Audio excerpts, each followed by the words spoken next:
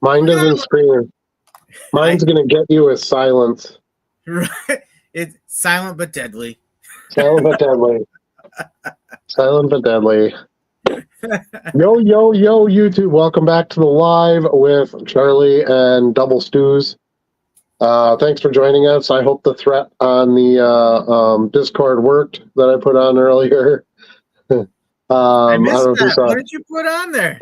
I put an angry goat on there, and I said, "Come on, you slackers," or something to that effect. You better join the live tonight. Sometimes people need some motivation, right? Some butt kicker motivation. So yeah. I figured that was my my duty this evening to put that on there. I am feeling much better this week. I struggled a little bit towards the end of the week, so you sound better. Yeah. Now my loving wife is sick, so that's kind of how that goes, unfortunately. But passed it on. Pass it on. What good is having stuff if you don't share it, right? So, right.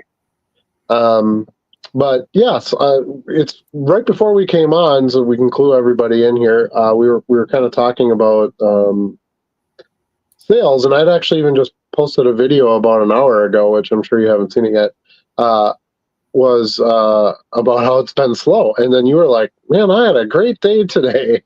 Yeah. So it's funny how we still have these conversations, and you'll tell me, you had the last couple days weren't very good for you, and they were great for me, and my non-sports store was really booming. So yeah, I think it's just a good reminder that you got to hang in there, keep doing your stuff, keep buying cards, keep your margins, keep listing, things like that, and you'll have some days.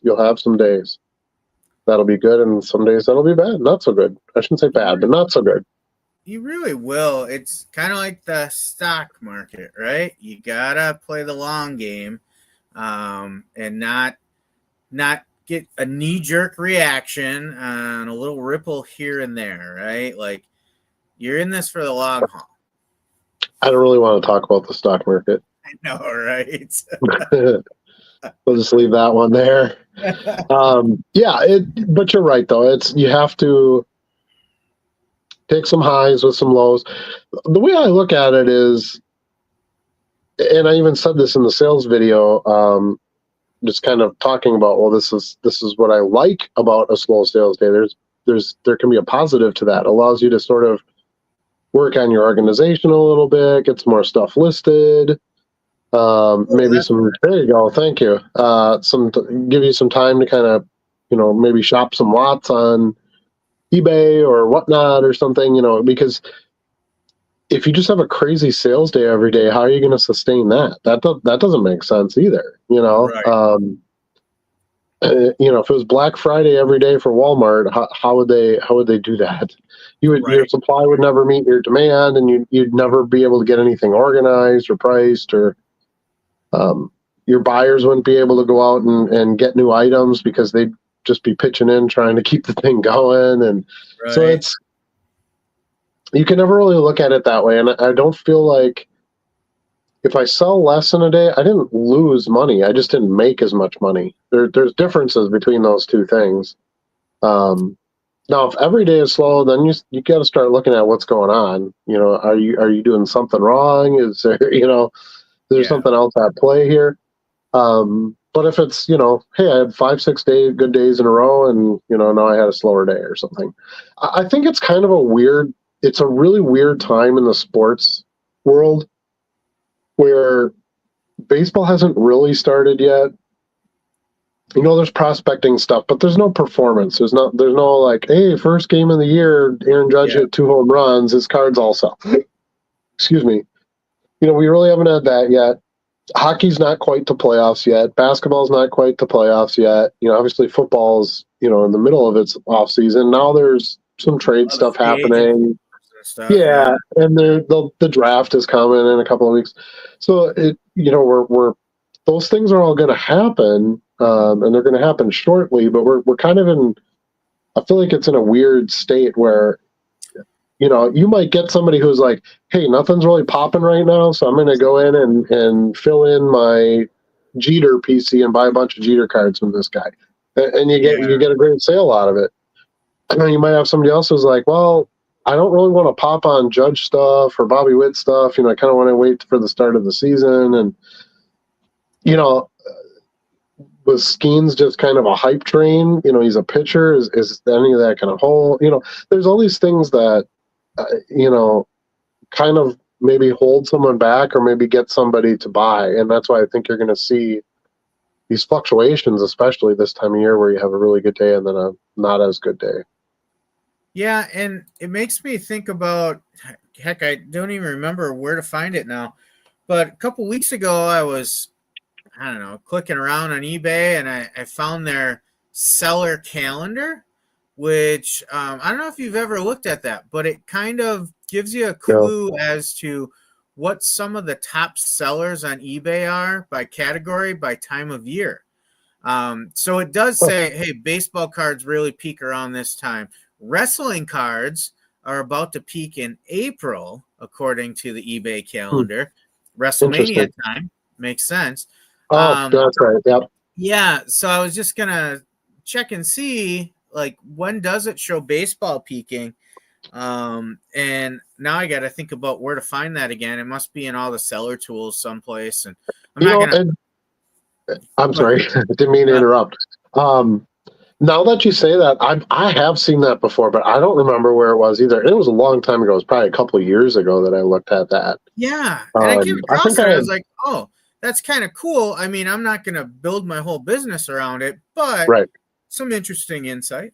It's the statistics and past performance is something to look at, but it's not something to live by because things change so much. I think that was more kind of the standard back in the day when you couldn't just flip stuff on a dime like you can now. Kind of going back to the stock market, like you couldn't just I used to use this example all the time with my clients when I was a broker. You couldn't just be drunk at 2 a.m. and mad at Disney because your copy of Little Mermaid didn't work and then sell your stock. Like that wasn't a thing. You had to call your broker in the morning. Your broker would be like, all right, Bob, what are we doing here? Is this really a smart idea? And you know what I mean? Like there was more like waiting periods for a lot of things to happen where it's like, geez, even crypto is crazy. Like there's sometimes I'll go to bed at night and I'll check crypto stuff and I'll wake up in the morning and it's totally flipped in the other direction. It's like, I was sleeping. I couldn't even do anything about it, because markets are 24 hours, there. So yeah, I think it's good to kind of see how things have done in the past. I mean, to be honest with you, a lot of that is just common sense, right? Oh, baseball's heating up. Well, yeah. Teams that are going to make the NBA playoffs are going to sell better. Yeah, like that just makes sense, Yeah. Or Ovechkin is just about to take over Wayne Gretzky's goal record, right? So Ovechkin cards are strong right now. Well, duh, that makes sense, Right. I did just find the calendar. It's in the eBay marketing team's tools. Let me see if I can pull it up here for a second. Yeah, if you want to share it on the screen, we can take a look at it. Yeah, I'm going to try to. That one didn't work. Present. So let's do this.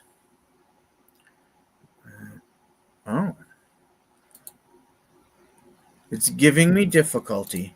That's good. Yeah, it's I got it here. One second.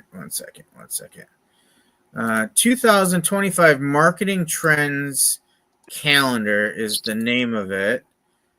And if I download calendar, there it is. I'll put it over here on this screen and then see if I can share it. Boom, boom, boom. There we go. Add to stage. All right. 2025 Marketing Trends Calendar. January, February, March. So there's different buckets of things. Collectibles, Model freight cars, Dungeons and Dragons. Got to get some D&D, dollhouse furniture, gold coins. March to April. That's going to be the hot time, Adam. Get your gold coins out. Yeah. I think I think anything with like traditional trading stuff is going to be weird this year. Yeah. There's just too many things. There's too many outside factors. Did you see real quick sidebar? Did you see the inflation report today? I didn't. It was crazy low. Shocking, right? Well, it was peaked, so it should be coming down. Well, I think the biggest thing is consumer spending.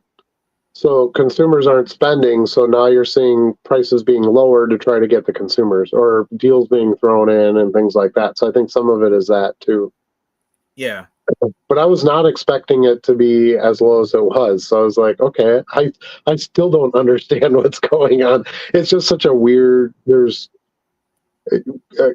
regardless of what your position in any of this is, you got to admit it's different, Right. So Right. Stuff is different, and it is going to affect lots of different things. We probably have some consumers that are holding off buying cards, because there's some uncertainties with things that are going on. Yeah. So I would think so.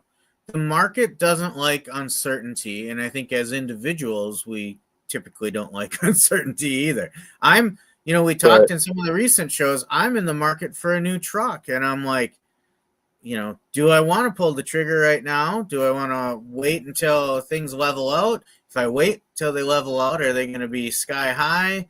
there's some pretty good deals on Cybertrucks right now. Yuck.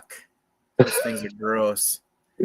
I saw one today at Meyer, and I'm like, I got to check this thing and see if it's been spray painted or the wheel's been removed or something. But no, It was fine. No one did anything to it. But yeah, I agree. They're not my cup of tea.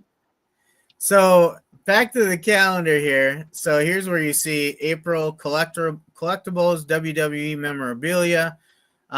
In June, you start to see some interesting things. Trading card sets, which I would guess are baseball. Autographed Major League Baseballs, Star Wars miniatures. Okay. Then we get into the summer. Trading card sets stay hot June through August. The baseball's still hot. Miniatures still hot for Star Wars. September is when you start getting this CCG, sealed booster boxes, collectible card games. Yeah. Sure, because that's a hot Christmas type of. Yep. People starting to buy Christmas and things like that. I think that's a big tournament season too. Yep. October, you see those autographed NFL helmets pop in there. Still see those collectible card games hot. In November, you see the model freight cars come back in again. Really? Interesting. Yeah. So it certainly doesn't cover everything, but I think it says a little bit that you see the NFL come in October, you see baseball come in June, you see WWE in April. Like, what else is going on in those months or right before it that would cause those areas to peak? And I think that relates to card sales as well. Yeah, well, absolutely. I'm sure a good chunk of those things are card sales. That is still one of the top 3 products that are being sold on eBay, if not the top, right? Every month. So, if baseball is selling well, a good chunk of that's going to be cards. Absolutely. For sure. Especially, it only takes a couple of record sales too to start moving those numbers. If somebody takes that Skeens debut patch card and sells it on eBay and it goes for $1 million, well, that's a good chunk. You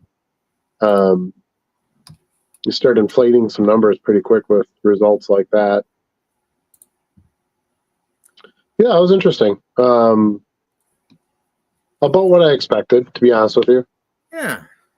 So I would say it also depends on what side of the transaction you're on, because I think, okay, so if October, football cards are selling well, that's not when you want to buy football cards, right? So you almost have to take that calendar and totally turn it around in your head to whatever is the opposite of it for your buying. As far as selling goes, I list once I buy stuff, I list it, so it doesn't really matter. To me, the buying time is what's more key. I don't want to buy when things are hot. Yeah, I'll let them sell when they're hot.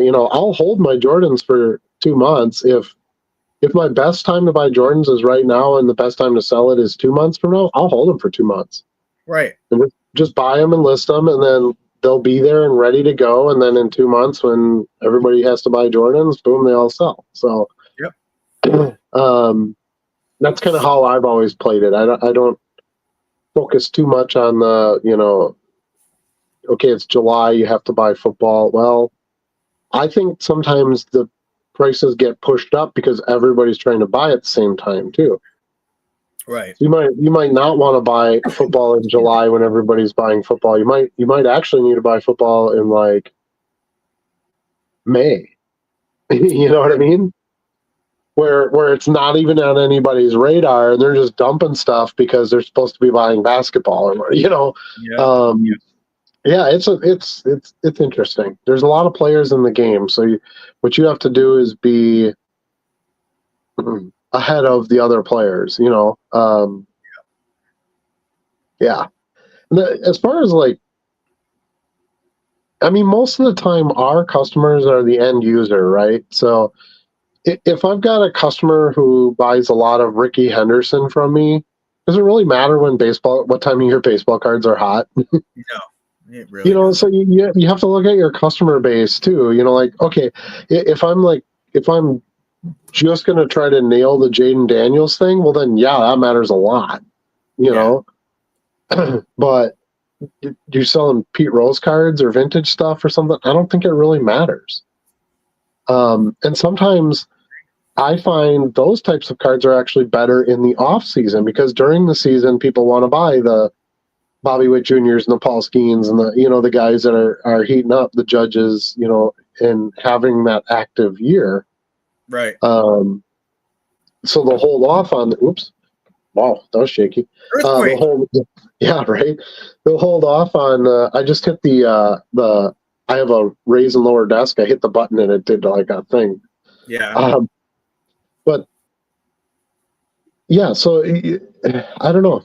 I think you really have to take stuff like that and you have to look at it as to how you run your business or what kind of business you have, and then adjust that calendar for your needs to some degree. Because I wouldn't say I always buy and I always sell at the same time as like the normal standard.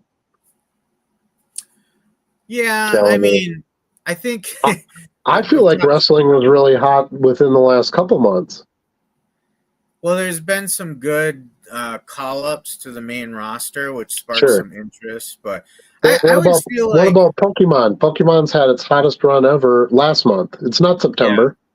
Yeah. So that's what I'm saying. Like it's okay to have historical data, but you can't just throw that in as, this is my future plan now, because it worked 1 out of 12 years in the last, I don't know. Yeah. Uh-oh. It's kind of like snowfall. We got that early snowfall, like early December this year. Yeah. And my wife's like, oh, we're gonna get all this snow this year because it snowed, and I'm like, that's not true. That's not how that works at all. It doesn't guarantee you anything. And we counted it up because we have to pay our bill now. We had 4 plows this year. That was it. 4 times we had to be plowed. That was it. Because it has to be over 1.5 inches for them to plow. So I had a couple shovel days because I'm like, damn it, it only snowed like 1 inch. I got to get my ass out there and shovel it. There was only, and one of those was like 2 days back to back in February, because we got like 3 inches one day and like 4 inches the next day or something, or within a couple days or whatever. Okay. So that's great. So that was like the least plowing we've ever needed, so. And early snowfall doesn't guarantee you're going to have more snow. That's not. I don't know. was sort of off the topic, but my point is, take those things with a grain of salt and try to figure out how they're going to fit into your business model. Yeah, and we've talked about before going into a show with a plan. Like, I may tentatively go in with a plan to look for a certain category because I think it's a great buying time, but that can all change once I start seeing the boxes that are there, right? It's like the old boxing adage. Mike Tyson, I think, said it. Everybody has a plan until they get punched in the mouth. So I may go into a show saying, hey, this is going to be a great buying opportunity for NASCAR today. And then I get in that show and I'm seeing tons of Otanis and quarter boxes and really not seeing much NASCAR. Well, suddenly this became a great baseball buying opportunity, right? Right. So yeah, I was kind of thinking about that with the Fin and Feather show when I went to that, and it was like I found a really good deal on all these like early to mid 2000 Brady cards, which you just never see. Yeah. Not even available to buy, let alone at a decent price, So I bought them all. Like I wouldn't have gotten up in the morning and said, hey, I'm going to go buy all these, 2004 to 2012 Brady cards, because the odds of you find, especially at a smaller show. Right. Yeah. So I don't know. It's crazy. Well, should we say a quick hello in the chat before we talk a little bit about the GOAT card show? I think that is a great plan. Joe is here. He says, good evening, GOAT show boys. Goat Shayu boys. I like it. Goat Shayu. Right. It's not it's Ed Sullivan. It's got a great shoe. I believe it's pronounced Miliwake. That's another Mike Myers movie reference, Charlie, by the way. Listen, I was talking today at work. I know the luster is kind of off Saturday Night Live, but Mike Myers is back, and he does a recurring role as Elon Musk, and I love it when he does the glitch. He does his little dancing thing. Yeah, he's a treasure. He's a treasure. I'm hoping he works on a project. I know a lot of his type of humor is a little too non-PC, so I think a lot of his projects I kind of put to the side for a bit. Yeah. I think we can kind of get comedy back out a little bit, so I would love to see him do something, because I watched some of his movies and I'm like, man, I don't think they would make some of these movies today, like Blazing Saddles or something. Yeah, he's so good. I don't even own a gun, let alone enough guns to necessitate an entire rack. You psycho hose beast. That's brilliant. That's brilliant stuff.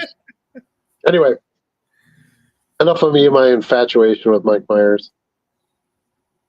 FYI, I'm going to be drinking a lot of water tonight because I'm recovering from this strong cold, and I've got the throat and the chest and all that is still finishing up. So I got to do that, or my voice is going to be toast by the end of this thing. So just ignore me. I'm fighting a sneeze here. Yeah, speaking of cold, there's got to be a pretty strong cold going through, because I was out running some errands this morning, and I told you my wife's kind of come down with it now, and she's like, "Can you? Where I used the last of the cold medicine, can you pick some up?" And we've gotten smart over the past few years, and before cold season, we'll buy like a stock of it, a few boxes, especially with a kid, right? You don't want a sick kid and no medicine.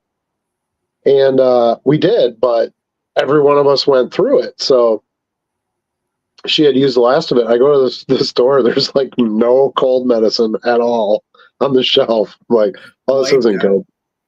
Yeah, and she can't swallow medication. So like, there's plenty of like there's gel cap options and stuff. Well, she can't take those because that's all timed. You can't chew that. So I'm like, well, if they don't have pills somewhere, I don't know what you're going to do. You're going to have to take the drink liquids stuff or something and try to get through it that way. I don't know. Yep. But anyway, Ooh, we got some goats. A couple of fine-looking goats there, and some dragon goats. Dragon goats, maybe. I don't know why they're Is green. a group of goats a herd? Is it a herd of goats? Yes. Yeah. Yes. And their kids are called kids. Yeah. So that's kind of fun. Barton is here. He says, good evening. Good evening to you as well. Art says he's definitely off the highs of January, but it's been steady Eddie here. I also haven't been listening as much as I would like. Also recovering from a cold. See, there you go. So that hasn't helped. Yeah, I get you. I think that's kind of what hurt me. Like, I was good for most of the days until today. Okay. And I think that might have been part of it too. I haven't really been able to grab, like, I've been really working on the non-sport store more, especially because I have the scanner and I'm kind of maxed on the listings in the sports store. And I think that's part of it. I just don't think I've had as much activity there where I've gotten, like, if you list some really good stuff in a day, you should get like 2 or 3 sales out of just that stuff. Mm-hmm. And then kind of everything else sort of flows from there. So, yeah, you can kind of drag the day down too if you don't put something up that somebody's going to want to buy right away. That's true. Card Curmudgeon's here. What's up, fellas? How you doing? Thanks for joining us. Dan says, what up, fellas? Exciting weekend is upon you. When does the YouTube live start? Can you ping the Discord when you do go live? Yeah, I think we're going to do it live directly on YouTube. So if you're subscribed to this channel, that's a good point, Dan. Subscribe to this channel if you want to see live during the card show that we're hosting on Sunday at Riverside Ballroom, Green Bay. But yeah, we will, once we really kind of nail down a time. I have a couple things I have to do at the show at the very beginning of the show. Obviously, we got to do some setup stuff, but I have two dealers I have to do transactions with right at the start of the show. So I'm going to do that. So I'm thinking maybe we'll do like 10 o'clock or something, a.m. Central Standard Time. So, I mean, that's kind of my plan, like tentative time plan, but yeah, we might have to sort of just kind of say we're doing it and see if you can. We'll put something in the Discord. I think that's a good idea. That shouldn't be hard. And then, yeah, you should get a live notification from this channel too. Yeah, I think, we usually have a little bit of scrambling as the show starts. But by about 10 o'clock, we should be able to get up on the stage for a little bit, do a quick 20, 30 minutes maybe, and, see what folks got to say and show you a little bit of what we got going on. And I guess think of it like your local news doing a live, out at an event. So. Yeah, because we do have tables there too that we're selling from, and then we're also the hosts of the show. So there's some things that come up with that, and I mean, we have kind of like all the have to do it stuff is pretty much done, like all the contract stuff, all the the food terms, like everything should be pretty much ready to go. But how it goes. Some stuff might pop up. Lights might not be turned up enough, and I got to go chase the guy down and turn the lights up, something like that. So that the obviously the operation of the show has to come first. The card show has to come first, and then we'll do the live as something that we can add into it. Right. So, and I think there's a couple breakers that are going to break live too. So I really want to spend a little bit of time with them, kind of checking in on that and see how that goes. To make sure that they're getting what they need to be able to do the breaks. Because that's something we want to try to expand on at the show. So, for sure.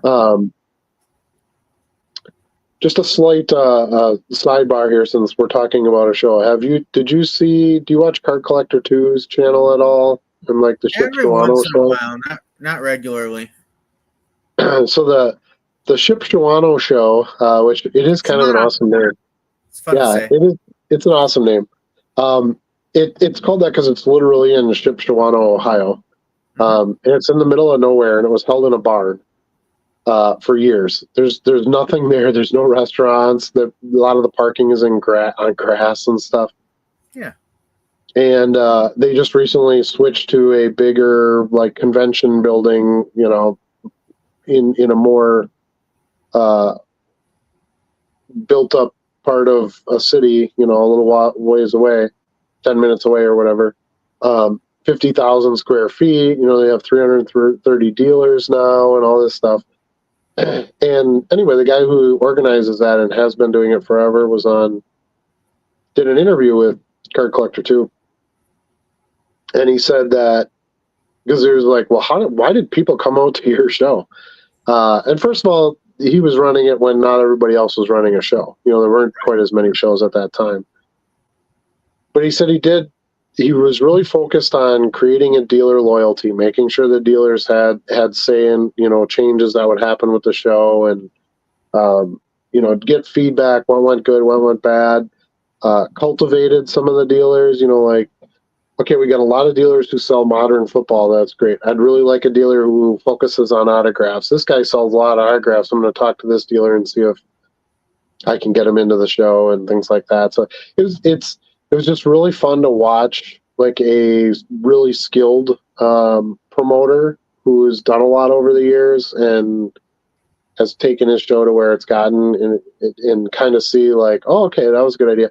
One of the things that I thought was pure genius is he knew he could fit like 80 tables in this barn. Okay.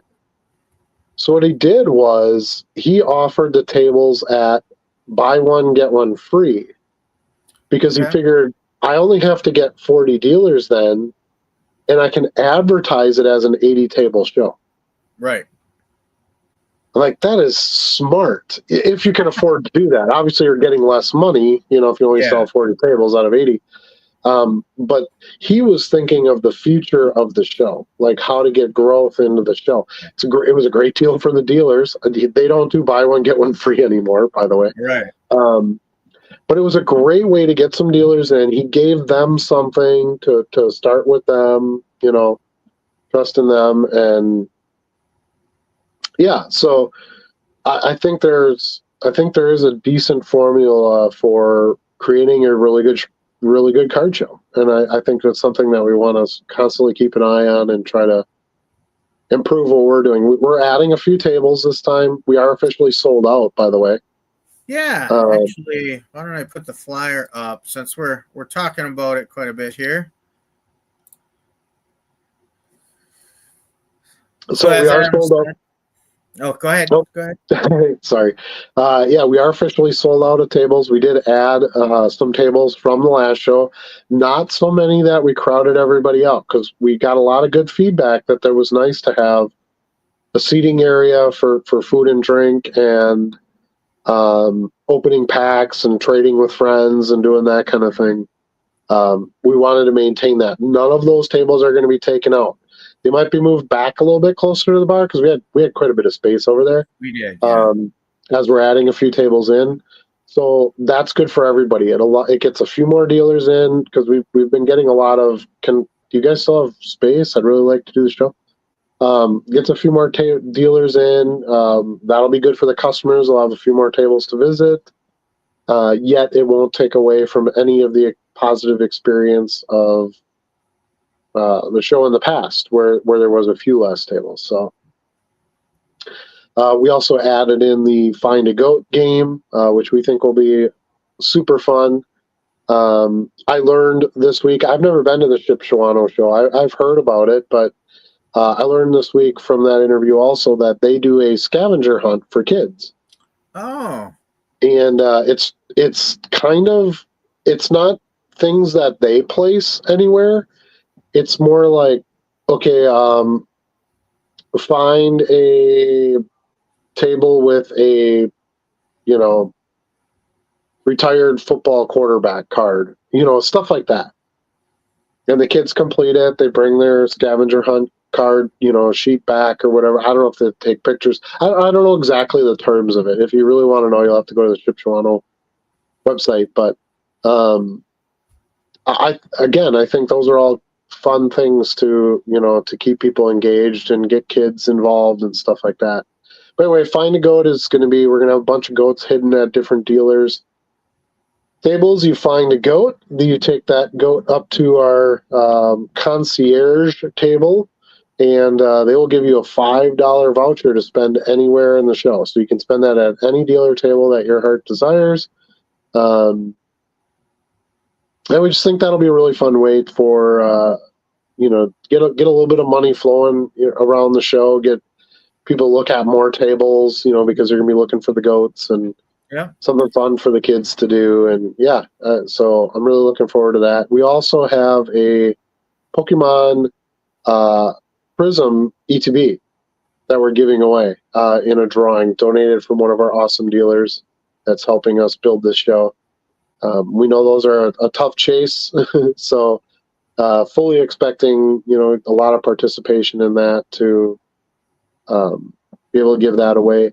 And to be entered in that, you can buy a ticket to the drawing, or you can bring a non-perishable food good. For each item you bring, you'll get a ticket into the bucket for the drawing for that as well. So trying to do some good for the community too with our giveaway. Last time we had a heaping table full of food that we dropped off. So I'm hoping that we can even top that this time as well. Yeah. And when we talk about the Find Stu, Find the Goat promotion, you got to be sharp on that, because it could be anywhere. He could be taking a nap in a binder full of cards, and you open that binder on a vendor desk, and there you find him. Could be hidden in a stack of sealed products someplace. Could be between in the middle of a row and a 5-row box of dollar box cards. You just never know. So you're gonna have to do a little digging sometimes.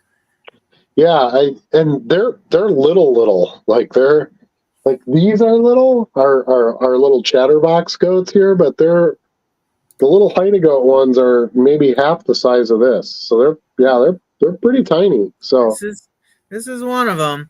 So big Stu, little Stu. Right. So we're super excited about that. That's going to be a lot of fun. We invested some money into some marketing materials, so you're going to see some nice banners. We're going to have a nice banner you can take your photo in front of and tag the show, with your pickups or your prize or something you pulled in your free packs, and whatever you want to do. So that'll be fun. Charlie and I have some banners for our businesses now, so we're trying to reinvest and add to some of the professionalism too, and bulk up the show that way. We've had some requests about getting like a grading service and stuff there. I don't think we're quite there yet to attract somebody, one of those companies coming to set up to do something like that. But sure, that would be a lovely goal to have at some point. We'll see. But yeah, very, very happy with how things are going. We've got a great dealer group, like I said, and we'll be able to put on a great show. For sure. All right, so we kind of squeezed the Goat Show promotion in the middle there. We did. I blame Dan.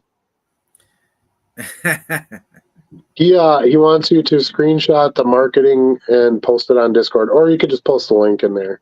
It's already on the Discord in the eBay section. There you go.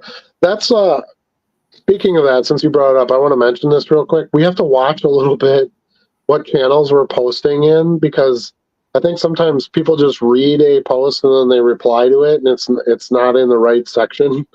Yeah, I see that sometimes on Discord. A couple times I've moved them and stuff, but I can't sit and do that all day either. So if you've got a question about, hey, I want to make YouTube videos, how do I do that? Or hey, here's my YouTube channel. Don't post that in like the, products links or the PC, Make sure that you're in the channel. So we have the server and then we have all the sub channels. Make sure you're in the channel for social media, YouTube, and then post your channel there, so that we don't want just like a big random string of conversation that's not going to help anybody else out that comes in there. So if you guys could just kind of keep an eye on that a little bit more, that'd be great. It's just gotten a little bit more cluttered up recently, so I want to make mention of it. And then Kelly Collectible says, good evening, guys. Good evening. I'm on 6 weeks paid medical leave and killing on eBay, and made some great deals on Facebook. Hey man, take advantage of that time, sure. Yeah. I may never go back. Well, there's nothing wrong with that either. If you're That's finding a something choice. you enjoy, yeah, if you're finding something you enjoy and you can make a living doing it, hey, why not? What I will tell you is anything that you turn from a funsy thing to a job, it, just changes the intensity of it. You Yeah. can't just sort of do eBay then. You have to do eBay all the time. And it is demanding, when you get to a certain size. But yeah, good for you. I'm happy to hear that. Hopefully the medical thing's not a big thing. And either way, in 6 weeks, you'll be back to health doing whatever you choose to do. Yep. W Chrome is hot with the buyback. There's a buyback. There is a buyback. I haven't seen that they've announced who it will be, though, or when they will do that. Like, in baseball, it's after the MVP is announced because that's who they are. I don't know how they're doing that in WWE. Maybe it's like the Royal Rumble winner or something like that. Maybe. Well, I would think more with WrestleMania. Okay, well, I don't know the wrestling things, but maybe like some big tournament winner or whoever's holding the belt, something like that. I don't know. Yeah, I was looking at Topps Ripped to see if I could get some information on it, and I did see they are having that program, but there's nothing about who it would be or when it would be announced. So if anybody in the chat knows, share the deets. Yeah, I don't know anything about it. I don't do a whole lot of WWE, so I'm definitely not the guy to turn to for that. As you guys know, you know that. I do a little bit here and there, but all right, let's see. Oh, Who here we got go. next? Winning superstars from WrestleMania 41. So watch WrestleMania 41 and then see if you've got those cards of the match winners. See, I was kind of right, wasn't I? Well, kind of wrong How also. about that? I just said the wrong tournament, but I did say it would be the winners of of a major pay-per-view event. The wieners. All right. Hey guys. Hey distinguished gentlemen. That's funny. Welcome. I only say that's funny because we always threaten people if they call us gentlemen because we're not that. Call us gentlemen. We need more WWE, Charlie. The market is hot. I'm working on it. In fact, I've got some right here waiting the list. Look at this Shotzi. I love the outfit. I think what he's referring to is the more releases for WWE. Well, I think you have to be careful what you ask for because you're going to get too much on the market. It's still not a big market. More releases, more content. I think there's an opportunity there. Sure. Because I think about that with soccer sometimes. I'm like, oh, I'd really like to see this soccer in this product or soccer in this product. And I'm like, well, how much soccer do we really need? It's not the hottest card collecting in town. Yeah. Adam, the cold is moving east. I'm from Minnesota. Yeah, I don't know where I got it from, but I got it. We need a Topps composite for WWE ASAP. That'd be okay. Cool. That could be interesting. I'd buy into that. I loved, like when Chronicles came out, when I first got back into this and Chronicles came out, I was like, this is the greatest product ever. And everybody hated it, which made me like it even more. And it was available. Like I could find it on shelves and stuff. Yeah. I'm talking like 2017, 2018 and stuff. And I was like, man, there's all these cool sets and there's less going to be printed because there isn't like an entire XR print. It's just a few XR cards that you could pull out of Chronicles. I really like Prism Black. It's way better than regular Prism, in my opinion. So especially the silvers. Yeah, so and then Composite, when Composite came out for football, yeah, that product is stellar. So Yep. And it kind of shouldn't have been because it's unlicensed. It didn't have all the rookies in it. It was kind of thrown together pretty quick. Like some of the Photoshop isn't even very good in it, but it doesn't matter. The cards are cool. They had a great player selection, lots of good Hall of Famers and big names, and yeah, it's great product. Yeah, Good price point. Topps just does so much a better job with their price points. yep. Tons of pain pills put a lot on auction with golds. LOL, I'm delirious. A lot of low numbered cards I put on eBay. Well, let's check out his auction page. Yeah. Let me know where the deals and steals are at, bro, because we could use it. Got any Favre stuff? That's what I need to know. Favre? It's hard to find good deals on Favre stuff these days. I used to be able to get like wild card 5 stripes, like random people selling them. Like pick them up for like $8 to $10, and now it's like $60, $70 if you want anything like that. Yeah. Yeah. Anyway, good evening, guys. I'm over here listing cards while I'm listening to y'all. Awesome. That's what we like to hear. Mixing work with play. Mixing work with play. That's my favorite part of life. Wish I didn't live so far away. I would come to the show. Yeah, we get that. And that's one of the reasons we want to do a live. We want to try to bring some of the show to the audience here who's been very loyal with us and listens to our talk about our show that they can never attend. So we figure it's a way to get you in a little bit.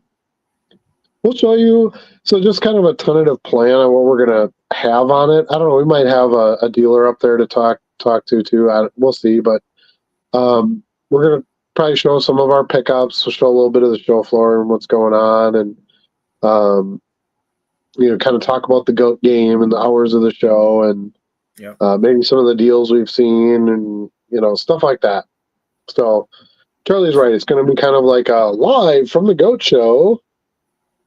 This is what you're able to find this here, and this is what I bought here. And hey, John over here, this dealer's got this great Pokemon stuff. And, hey, here's a little guy here it's his first card show. How's it going?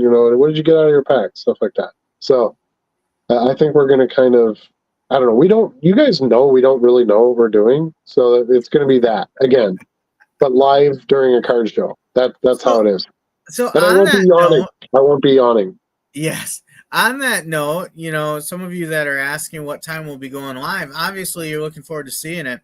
Let us know what would you want to see on that live? What are you most interested about at the GOAT Trading Card Show that we can bring you and share in the experience with you? Post it in the chat here.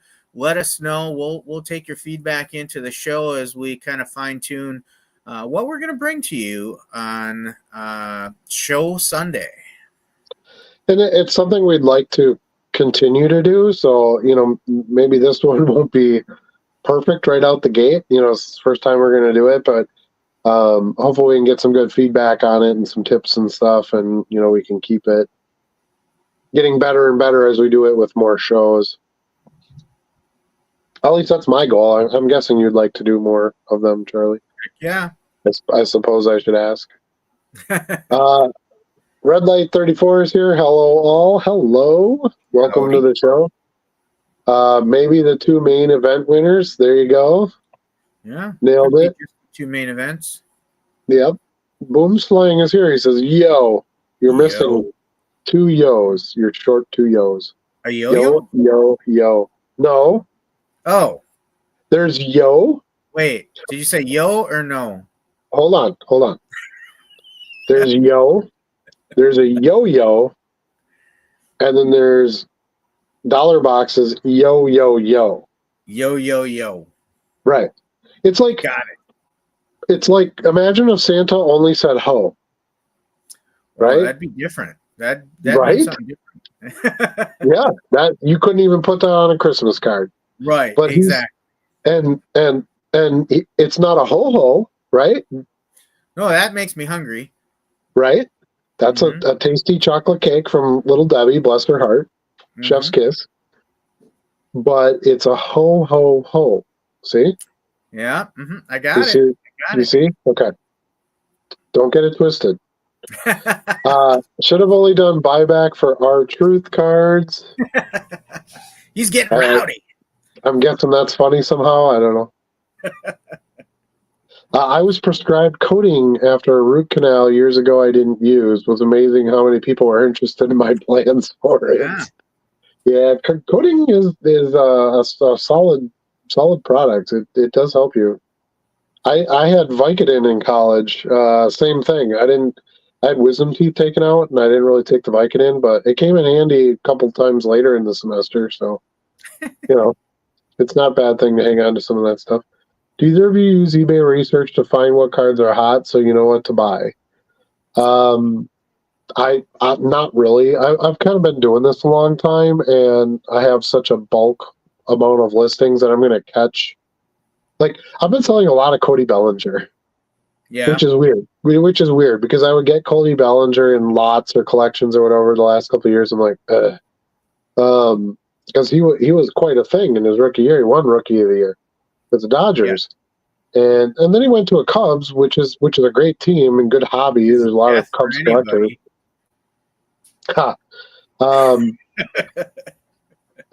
Two World Series wins, Charlie, too. Oh, okay. Well, right.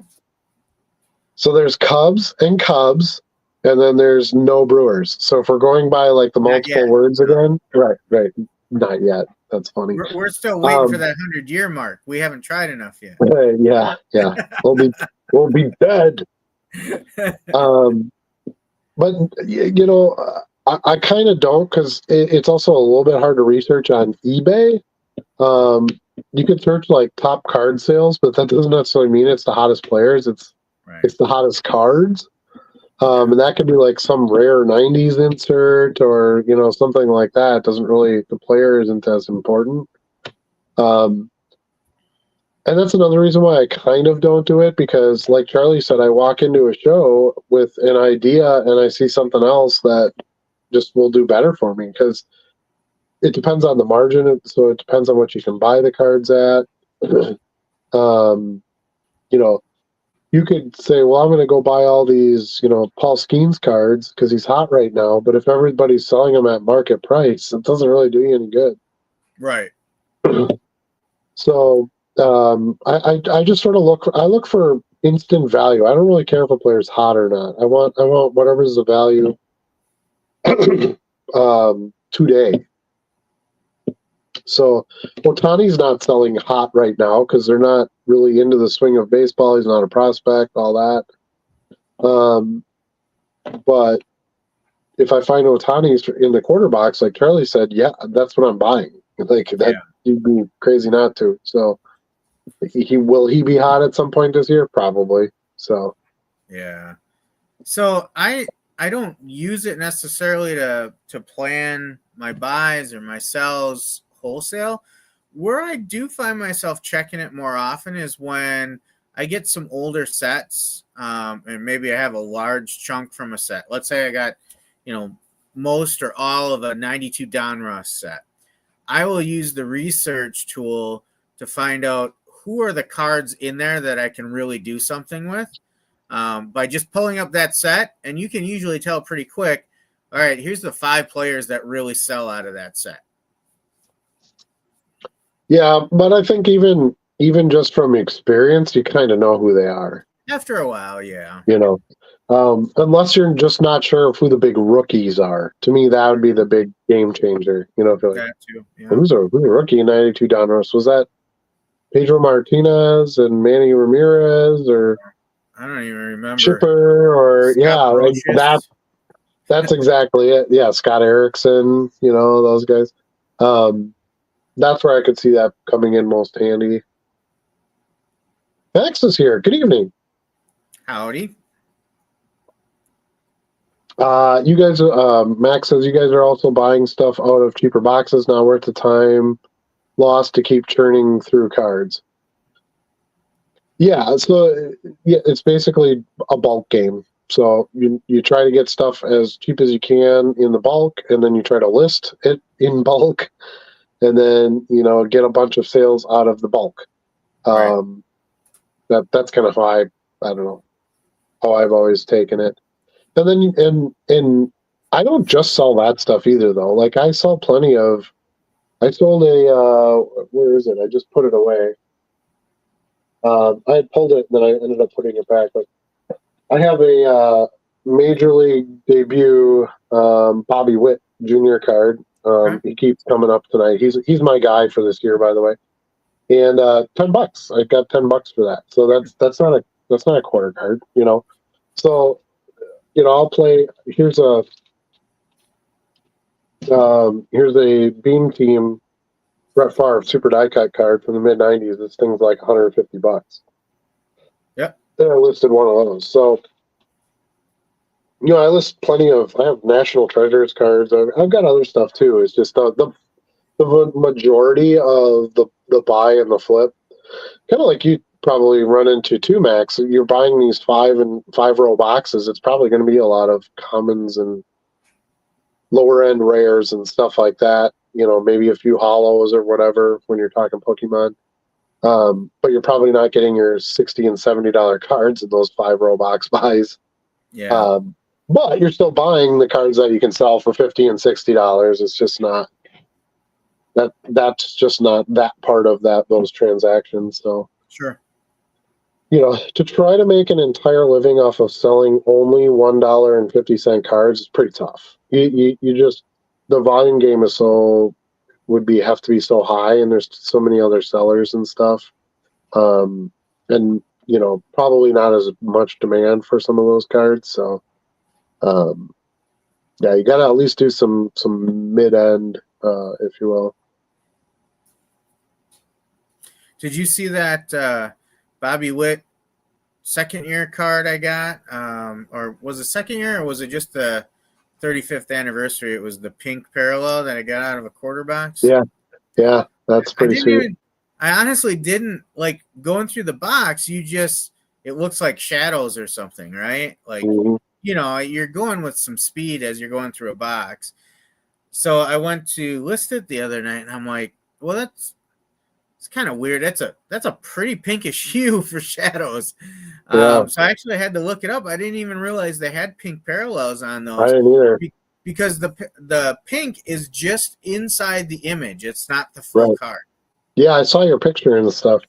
Yeah, and same thing. I would have just bought it because it was a Bobby Witt Jr. cool 90 tops insert card for a quarter. Yeah. But that's why you search those quarter boxes. It's where you find those diamonds in the rough. I found a Nick Saban. Is he Alabama or where is he with? Yeah. Mm-hmm. Yeah. I found a Nick Saban rookie card. It was like an Alabama card set from a long time ago. I don't know how long he's been coached, but it's been forever, right? Like 1999 or something like that. Yeah. I don't know. He's been there a long time. But anyway, I found it, and it was his first year card. I got $20 for that card. I bought it out of a dime box, Mm-hmm. So it's to put it in perspective. If you were to buy a $20 card out of a showcase, it would have to sell for like $300 in comparison, to that quarter card. So, the margins are just so good. It's you can't move enough volume at just $1.50 to pay the bills. That's the difference. So you have to kind of find some middle ground in there. You need some Nick Sabans once in a while, and some pink Bobby Witt Juniors once in a while. Those are the things that put you in the bigger profit side.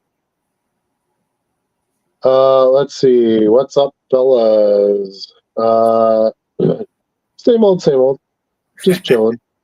Shipping and listing and shipping. True. Not doing as much listing now, and until I've got more non-sport stuff to list, I'm kind of maxed. Yeah, I haven't done much of late either. Like I was working. Well, first of all, you had the scanner, but I was working on a lot of those manufactured patches I picked up. Yeah. And I thought I was going at a pretty decent clip, but I have had a number of nights where I've worked on some non-listing things, like cleaning up some of my catalog and cleaning some things up in my card room here, and just different projects I was doing on the computer instead. And I have a new partner working with me. I've been coaching. My 14-year-old is now helping to ship and list. But as I was looking at that the other day, I opened up Car Dealer Pro, and I was like, my listings renewed on the 4th. How many have I used so far? As of this morning, I only did 100 listings since the 4th in Car Dealer Pro. I've done more at, when I'm away from home on my phone. Right. But I was like, is that really all I've done? Like, at times, though, it's nice to work on some different things for a while. I did some YouTube content, and, Yeah, because it's grindy, so it's good to sort of flip that up a little bit. I would agree with that for sure. And I was thinking about that, when we talked before the show, and you're like, man, I had a really good day today. I'm like, man, my day wasn't as good. Well, you were also at a show this past weekend and had some really fat new stuff to list. Yeah. Which I'm sure enticed some buyers, and you got some cool new listings. A lot of my listings are just stuff I've got in boxes, that I've had. Not the hottest of stuff. It'll sell, but it's not gonna, bring everybody to the yard all at one time. So, because I definitely see. I took time away from listing to do the goat pen too, which I absolutely love. I use it every single day now. Yeah, I gotta put mine together. I've got my foam board and stuff, but I gotta get some kind of box. I don't know if I'm gonna use a crate or what I'm gonna use, but well, if you want to wait till this summer, I'll give you my prototype, because I'm gonna trick one out for myself. Ooh, fancy. Yeah, I can wait till summer. That's fine. If I don't have to do stuff, I'll wait. Yeah. I don't like doing stuff. Max says 1 roll of the average 5 roll I do something with, so 20%. Did almost 50K on that last year. Not nearly everything is under $1. I make 10 to 15 times my money on those, but it's plenty of work. Yeah, exactly. It's a bulk game for sure. Got to do the work others don't want to do, and that's the truth as well. So I think what we do is the right approach. I think with the community that we've built and everything in here and the Discord and all that, I think we've all been able to really help each other reach some potential that maybe we didn't think we had. We share ideas, share concepts, kind of like my new shipping card savers, my card sharks. Yeah. We were kind of struggling with our shipping supplies. Most of us have come to the agreement that the savers are the best way to ship. Unless it's a higher dollar card, then you use top loads or snap tights or whatever, but not snap tights. One touch. Mm-hmm. But we had found this great, lower sized company, whatever, called Elite, that we were getting all our savers from, and they were going out of business, so the prices went sky high on what they had left. So we were all kind of trying to find a place, and boom, I found them. They're actually really nice too. I don't even know if I told you that, Charlie, but I was surprised at the quality. They're just as good as Elite, and they have really a nice little flap. Sometimes with Elite, I would get sealed ones. Did you ever get that? Maybe once. Yeah, I haven't gotten any of that with these. They're pretty clear. I posted a photo on the Discord of them, but $100 shipped. Like, I don't know, for 2,000 of them. I don't know how you can beat that. That's 2 cents a holder. Right. So, it's amazing, actually. It is. So I ordered 2 cases right away, and I was taking a chance. I'm like, I don't know if these are crap or, what's gonna be happening with them, but got to do something. And I figure with potential, that's the type of item for us where tariffs could potentially really hit that, because a lot of that stuff's not made in the USA. So, I felt like it was a time to bulk up on that, and shared that with others in the Discord. But yeah, I mean, that's just it. We're kind of doing the work that a lot of other sellers don't want to do. They just want to do the fancy, shiny, big end, high end cards and move on from the rest. And hey, I'll take those and I'll do something with them, and I'll find buyers for that stuff. But it's huge grind work until you get to a certain size. Like I can go like 5 days in a row without listing, and it's probably not really that big a deal, to be honest with you. Yeah. Because I have enough stuff listed.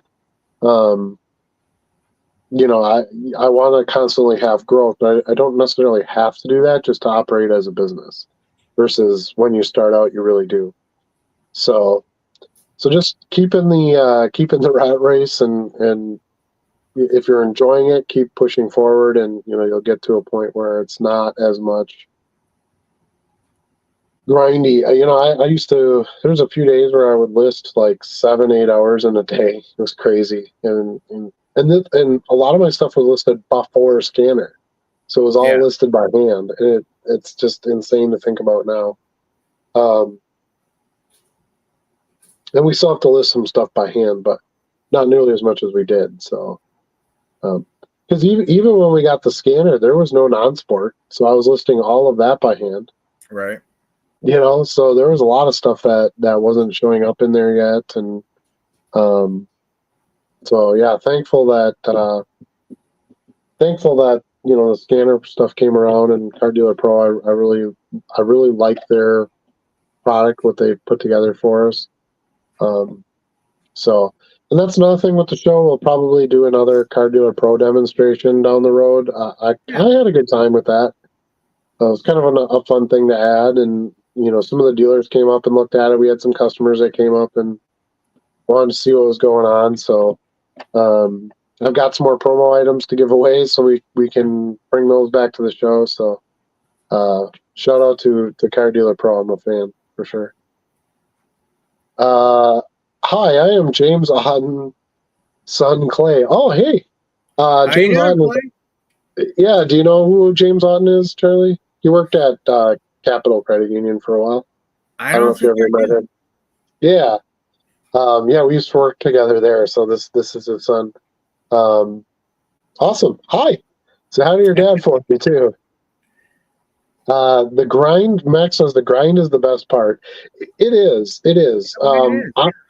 I've always liked grind stuff. I like grind video games, and I grinded out, when Bitcoin first came out, I grinded it out and mined some of my own Bitcoin. I staked some of my Ethereum and ground that out, where you have to keep pumping the Ethereum into it to get the payouts and stuff. And I like that kind of stuff too, but it's not for everyone. If you are not going to be into that, this is not going to be for you for sure. Right. 100%. But you don't have to let it totally destroy you or take you over either. You can do some of the grind. You can take, like Charlie said, take some breaks from it, do some other things. Just not at first. At first, it's just you got to pound it and get yourself built up. Yeah, there really is a point where you start to feel like, okay, listing is not the most important thing for me to do right now. Like, you're at 60K on one store, and I'm now at over 14,000 in my store. Like, I feel like I can take a breath now. Like, I've built a solid foundation. If I don't list 100 cards a day, it's okay, right? Yeah, and it really depends on how fast you want to grow and how much equity you can put into it, and because you could list all 50,000 cards in I shouldn't say you could, but if you could list all 50,000 cards in one day, you're not going to sell 50,000 cards. Right. I don't care what cards they are, right? So if you list a couple hundred here, you're going to sell some of those cards, and you list a couple hundred more and you'll sell some of those cards. So it's going to take you time to get the sales, regardless of how many you just pump out right away. So, build it up, make sure you know what you're doing, and, add and expand and have some growth from there. Reinvest your sales, into your growth for a long period of time. And then, depending on how things work out, you can start taking some of those profits and making, a better life for yourself with it, hopefully. Financially, anyway, I should say. But I agree with Max. I love the grind. I don't have any problems with that being a big part of the job. Right. But I'm a loner worker. I like to I have my little basement office here, and I'll put a couple YouTube videos on or some music or something that I like, and I'll just sit here and take stacks of cards and list and bag and sort and put them away, and then. But I like times when I have other things to do too. I worked on a video today. I did. I picked up some discount soccer product today, and I started listing some of that, which is sort of off course from what I was planning to do. The non-sport stuff, building a second store, is kind of a side project. So, like, I have my like, you guys all have real jobs, or most of you have real jobs. If you want to call it a real job. And then this is like your side hustle thing. Well, me, I have like my store is like my real job, and then I have a side hustle right now of a second store with non-sport stuff in it. So, which it's up to almost 5,600 listings in there already. So I've been able to pump that up pretty quick. I'm at almost 100 followers in there already too, which is good. It's like 93 or something like that. And then my main store this week crossed a big threshold. I crossed 2,000 followers. I'm at 2,035 right now.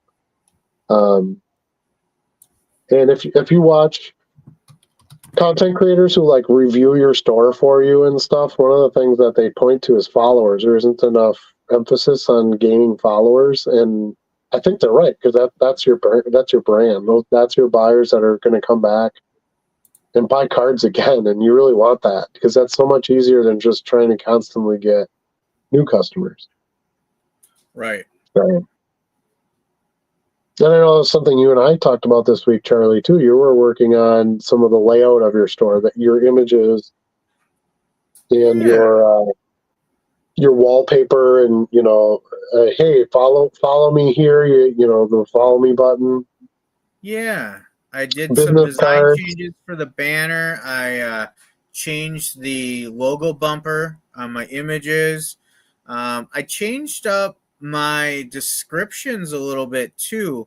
However, I discovered that it's not that easy to use them with CDP. So, for example, if you upload through CDP and then you go to mass update and you think, okay, I just want to add in my template description. Yep. It doesn't work. Like, you can replace whatever you had in there from CDP, but you can't insert it like before or after. I thought you could. However, what I'm going to try next is I'm going to take my template in eBay and try and add it into my description code in CDP. Now, I don't know if that'll work because it is lengthy. There is some formatting in it with some bold and some hyperlinks. But I'm going to try one on it to see if I can do that, because right now it's inconsistent. If I list a card directly on eBay, I use this new description template, which has my shipping policies and talks about how I rate the what's the word I'm looking for? The how good the card is, near mint or the grade condition. Condition. So it has a little section for each of those. So I really like it, but I also like the AI description. So a lot of times what I do is, if I have to go back into a card for some reason, I'll cut the AI description that was already there, insert my template, and then paste the AI description back in there. Now, I'm not going to go do that on every card, obviously, but if I'm already working on one, I'll do that. Gotcha. Yeah, that's a way to go too. Yeah, I still don't feel like anybody reads descriptions, so I'm not going to spend any time on it other than hitting my AI button. That's why I want to get there, it in the template. there's no harm, no foul. I mean, you can try it and see, where it goes. And again, a lot of you, Charlie and I are on still a little bit of two different ends of the spectrum here. The reason we initially started this show was I was the grizzled vet who had, built something, over a few years, and Charlie was the new guy starting out. So, he brought great ideas to the table that I hadn't considered because I was just the old codger doing things the way I did it. And I was able to time alone in the basement. And I was able to take some of his ideas and say, we've tried that, Charlie. That's not the way it works. Because you got to have reality to some of it too. Not every idea is great or hasn't been done right. So, you got to find some niches when you're trying to build your own thing inside somebody else's thing. Meaning like eBay is your platform. You got to figure out what's going to make you stand out, and maybe that description field is something that could do that for you. Yeah. So it actually started because I wanted to list some lots. I wanted to do more like 6-card lots and stuff. And it started. I was looking at somebody's third-party app that kind of lists the catalog of all the cards in there for you. And I was like, well, I don't want to pay $300 a month for that thing. So what can I do on my own? So I started working on a template to take as much time out of it as I could. Sure. And that's kind of turning into this work in progress now. Does it need to be a template? So are you just doing like a Word file and then you're just copy pasting, or? No, it's building an actual template in eBay. Okay. So when you go to your description field, it's kind of a hidden feature. Like, it's not very prominent. I will tell you that. Let me see if I can show you quick. Here we go. I'll edit this. You'll appreciate this because it's a soccer card. And I will share this. So here's a Neymar Tops Attacks card that I put out there today. When you get to the description, so here's the AI. Yeah.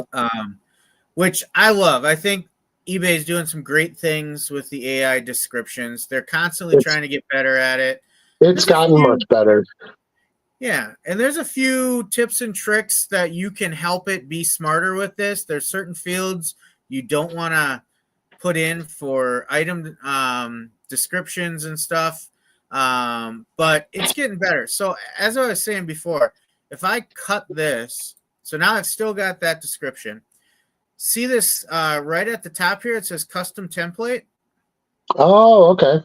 Yeah, so I didn't know that was there. Drop down, you can create a template, or you can insert or change your current template. So if I insert, boom, there's everything I had saved. I'm going to go ahead and paste my advertising description there. But then it says you'll receive the exact cards or scans in the photos. They're not stock photos. They're actual cards you will receive. Conditions are for the eBay card conditions table, near mint or, excellent, and what those grades mean. Shipping details, everything I ship goes in either eBay standard envelope or UPS Ground Advantage. I give a little bit of detail about how I make that decision. My return policy, visit my store, come back to my store, because maybe they just saw it in a promotion someplace, right? Sure. Click here. I'm always running deals. So, and that's it. That, if I want to get this portion to be in CDP now so that I can use it regularly. Okay. Yeah. I mean, but I guess what I'm saying is, couldn't you just copy it and then paste it into each listing in CDP? Yeah, but I don't want to copy and paste it one by one on everything. I'm just saying it's an option. I mean, it's not a good option, but it is an option. if you're just pasting it, let's say you scan 30 cards in, you just go to the description field in each one and hit paste. You know what I mean? It's Yeah. because you're still gonna, and then you could still use AI because well, it doesn't use AI. It has like the regular template or whatever. Yeah. So the best I could do is take my static part, put it into the coding in CDP so that it goes in every one. I just need to make sure that the HTML part of it that bolds some things and does the hyperlinks will work out of there. Yeah, that can be a challenge. Yeah. Yeah, I've been around long enough. I remember writing XHTML and stuff like that in eBay. Actually, like a XHTML for Dummies book that I used to go by, because when I would list stuff on eBay, you had to literally go in and put like, B greater than to bold a word, put the word in, and then less than B backslash to remove the bold. So the rest of your paragraph wasn't bold, and that's insane to think about now. I remember taking the pictures with my little camera, and then I had to plug in my camera after and upload all my photos to put them on eBay, and because there was no phone listing, that wasn't a thing. We didn't even have the phones. So yeah, it's crazy how far stuff has come, for sure. He says, "What's up, fellas? 36 watching. Awesome. Yeah, that's great. Thanks everybody for joining us tonight. We appreciate that." And he brings up a good point. If you're enjoying this, please give it a thumbs up. Make sure you subscribe to the channel, especially if you want to see the lives. We're going to do a live during the GOAT Show on Sunday. That'll get you notified, that it's popping off, and you can watch it and participate in the chat and all those good things. And also make sure you subscribe to or join the Discord, which is scrolling at the bottom right now there. It's free. That's an invite code for you there. We have lots of great conversation on there. Everybody's pitching in and getting help on all these different things that pop up through the day. Selling low-end cards on eBay and other places, other markets for that matter. Charlie, are you excited for MLB The Show 25 and WWE 2K25 or what? Yeah, I am very excited for the show. I'm a long-term fan of MLB The Show. I did pre-order the deluxe edition, so I get access on Friday, 4-day early release for getting that. So other than the GOAT Card Show this weekend, I will be getting some time in on the PS5, starting some affinity challenges and stuff on the show. WWE 2K25, my boys play a lot, and their friends come over and play it with them too. I like it. It's impressive. I don't get to play it much. I've picked it up a couple of times when they're playing and did a match with them. It's pretty cool. But for me personally, most of my time will go into the MLB The Show. I didn't even know they were all the way up to a PS5, so that just tells you right there where I'm at with that. I have a little arcade in my house, and I play old, Ninja Turtle games and Mortal Kombat and stuff like that. So that's so where old. I'm at. You'd be the guy in Scooby-Doo they pulled the mask off of. Probably. It's Old Man Withers. And I would have gotten away with it too if it wasn't for you kids. You got it. Yeah. So awesome. I'm glad they still make video games. That's cool. How was the Green Bay Card Show for you guys? I found a few deals from a few new dealers. I'm gonna let Charlie take this one. I wasn't there. My daughter had her first dance recital, so I skipped the show and did daddy stuff. So I had a great day, but I was not at the show. Yeah, I was pleased with the show. I was not in hardcore buying mode. I did not dig through every value box I came across. I just wasn't in that mode that day. But I did go out and do quite a bit of shopping, and pleased with the stuff I brought home. I started listing stuff right away, and it was selling. So that's always a good sign that you're making the right buys. I bought a whole box of manufactured patch cards that are really nice, and Should be able to make a profit on that. Got some WWE on the day, a little bit of football, mostly baseball I brought home though. I ended up sitting down at a vendor's table who is there regularly, and he's got binders of cards, baseball cards, sorted by player last name. So they're alphabetical. Yeah. So the first time I sat down and actually went through all his binders, and I got a lot from that. And then I bundled in something from his showcase too. So did enjoy that from a sales perspective. We did well at our table as well. Probably the best show I had with my value boxes, because I wasn't competing with Adam's value boxes at the same table. For whatever reason, people usually hit Adam's boxes first, and then they're exhausted by the time they get done and don't hit mine. But one of your regular buyers did come over, and he bought the largest bunch of cards from me. It was like 200 and some cards he bought from me. My boys did great with Pokemon, so good turnout, pretty steady all day. So couldn't have had a better day there, I don't think. Got a gift from my family. I got a telescopic stool, so I have one now as well. I didn't pull it out to use it though, because I wasn't in that hardcore buying mode.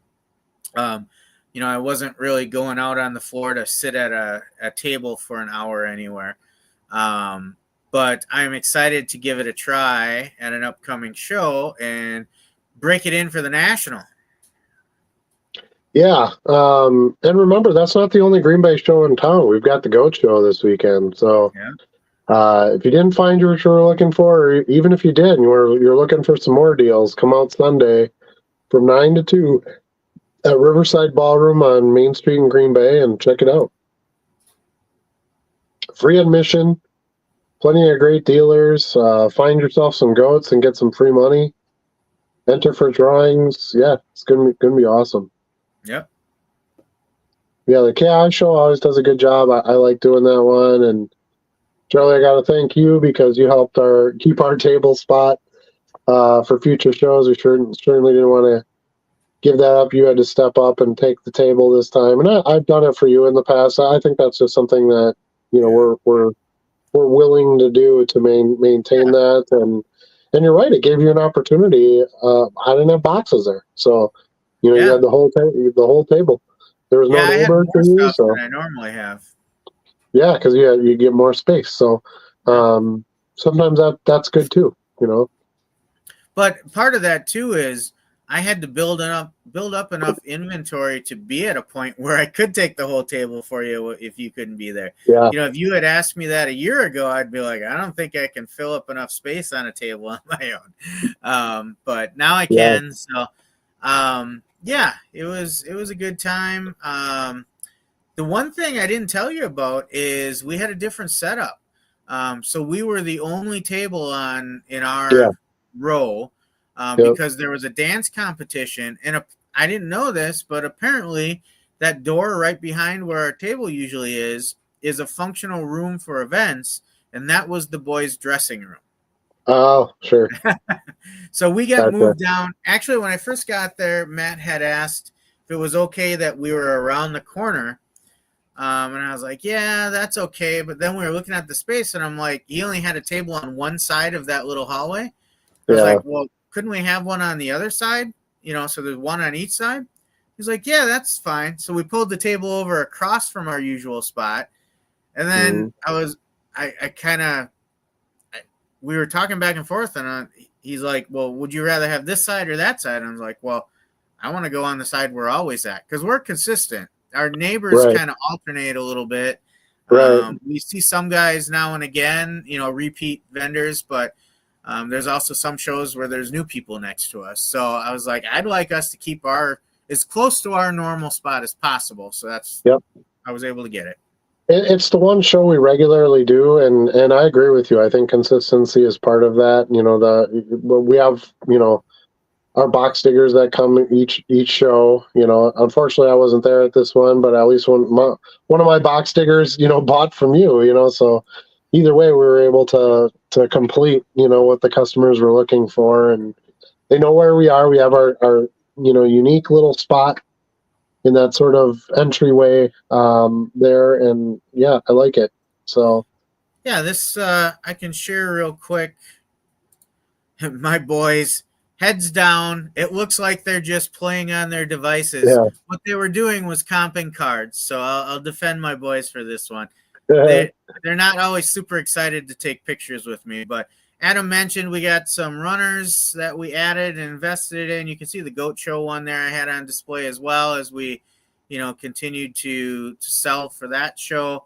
But yeah, we had a nice little setup there in our normal spot. So by the end of the day, we all left pretty pleased. Good. Glad to hear it. Art says you can make a template with the description in CDP, but maybe not with HTML and all that. Ignore me. Yeah, that's the challenge is, getting it to do other. No, eBay doesn't like it when you put links in stuff because they don't want anybody ever leaving their site. So like even if you're messaging somebody, you can't really put links in it. Yeah. No problem so far in the description, but they're going to eBay locations. So correct, and I think that's why you're getting away with it. But I think, I don't know. I don't know if Car Dealer Pro is ever gonna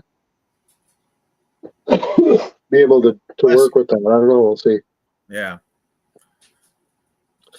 Evening, guys. I have 11 templates, one for each sport, and shipping option. I use very basic descriptions. Yep. Yeah, you're talking listing templates, though. We're talking like the description template.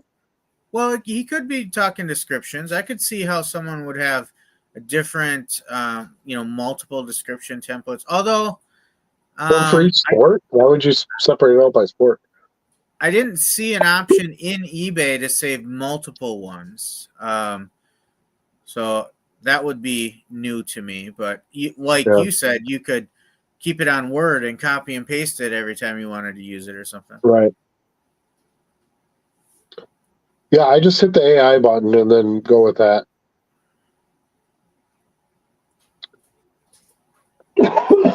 Sorry. And I will not be using it if I have to enter it on every single one. That is not even not efficient enough. Yeah. Sparkle wants to know how our 2025 Topps baseball sales are going. I'll let you start. I got to blow my nose quick. Yeah, they're going okay. Obviously, when you have the release date, that's where the biggest excitement is. I am still moving some of the inserts and parallels. I don't move a lot of the base.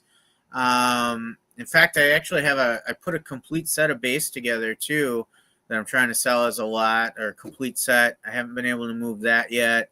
I did just sell a Dylan Diggler parallel, a holofoil today for like $13. So, and I had tons of interest for a week that I kept declining low offers on. So there's still interest, but you're always hottest around that first week or two of release date.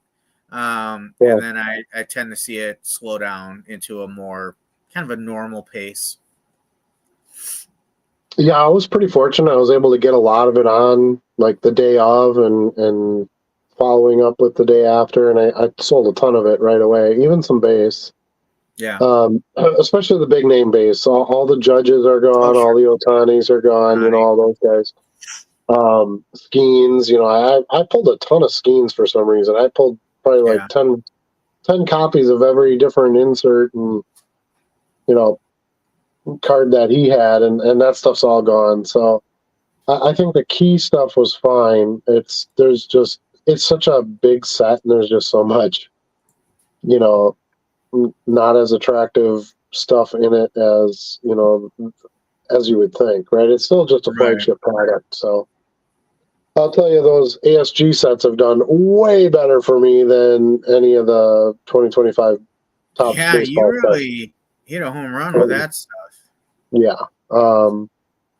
So that's something that I'm going to continue to look at year after year if they become available, because yeah, they've been literally home runs. And I get 700 cards for $60, which you're not going to get that when you open a box of Topps.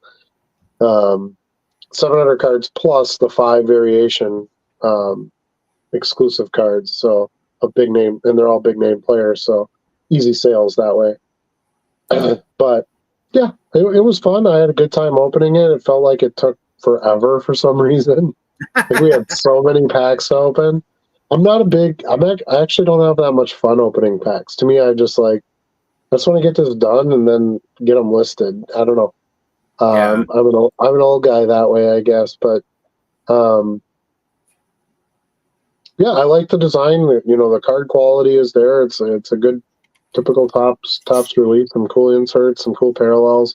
I really like the 1990 Topps inserts. Those are amazing. And I got a few numbered cards. I got some color. So all that stuff is gone. That all got listed. All got sold right away. So I wasn't disappointed. I sold what I basically expected I would sell. But Charlie's right. That it was all those first few days, and now it's like maybe I sell one card every other day, for a couple bucks out of it, and that's about it. So a lot of it's going to sit until some of those rookies start actually doing something, and then some of their base will start popping too. Johnny says he's debating on selling his eBay inventory of 10K cards on Facebook Marketplace in a bulk lot and starting over. I have just way too much inventory here. Well, I mean, I don't know what you get for it or what your inventory is, but if you're going to find a buyer for 10,000 cards, they're probably going to not give you very much for them. Yeah. That's what I realized. Once you go to bulk, it's really hard. If you have anything of significant value, it's going to be really hard for you to get any of that money out of it. I don't know. But yeah, good for you. If you feel like that's the best way to start over and, give you some capital right away to get back into it, maybe have a different focus on what inventory you're buying so you don't feel like you're overwhelmed with 10,000. It's hard for me to relate because I have like 70,000 cards listed plus another probably 40,000 here to list. And I'm not overwhelmed yet. There are times where I'm like, I'm not buying right now. I just got to get stuff listed, but I also do it full time. So, that might change that perspective quite a bit. But yeah, if you're not comfortable with it and you just don't like the inventory you have and want to kind of make a reset, that's the beauty of it. You have assets. You can just sell those as assets, even if you don't get as much money for them. If you were selling them individually, if it pays for your reset, go for it. Yep. Which Topps was the most value, do you think? Okay. I don't know. I think my best box that I opened was that retail. What did they call it? The display box. The display box. I think it was the display box. Yeah. I just got nice cards out of that. I didn't pull a single auto out of any of my boxes. I did not buy the hobby jumbo. I skipped the $180 box, which I feel like was the best move for me because I don't care if I get a $10 auto out of the box. That doesn't really pay for the value. So, right. And I had plenty of cards with the other 4 boxes, so I was getting plenty of volume to list. So yeah, I think it was that retail one was the best for me. Okay. Yeah. I don't know. I would say the jumbo did not have a ton of value for me. My autos and my relics I got weren't great. My hobby wasn't that great either. I felt like I probably got the best value out of the blasters that we had. Maybe that display box. I later grabbed a couple hanger packs, and I think those those actually did do better than everything we had that day. My Topps Chrome football hangers did better too than my Mega. I bought a Mega, and the Mega was okay, but the hangers did much better for me. It's Yeah, interesting. so like I talked about that Dylan Diggler. That was a green foil out of 99. That was my highest single item I sold from that for the $13. I'm pretty sure I got that out of a hanger. My autos on the other side, hand, I got a Key Brian Hayes. I got a Brandon PFAT. Those both sold for less than $10 a piece. Did I get the Independence Day out of 76 on our rip day, or did I get that out of a hanger too? The red, white, and blue? No, because you got that with me and we didn't have hangers. Okay, so that came out of one of the packs then that day. Yeah. That might have been your hobby. That might have been your hobby box. Could have been. I don't think it was the jumbo. Well. Yeah. But considering how much we opened, we didn't really hammer anything. We didn't home run it. Yeah. I mean, the only thing I'll be out there looking for anymore is hangers, to be honest with you.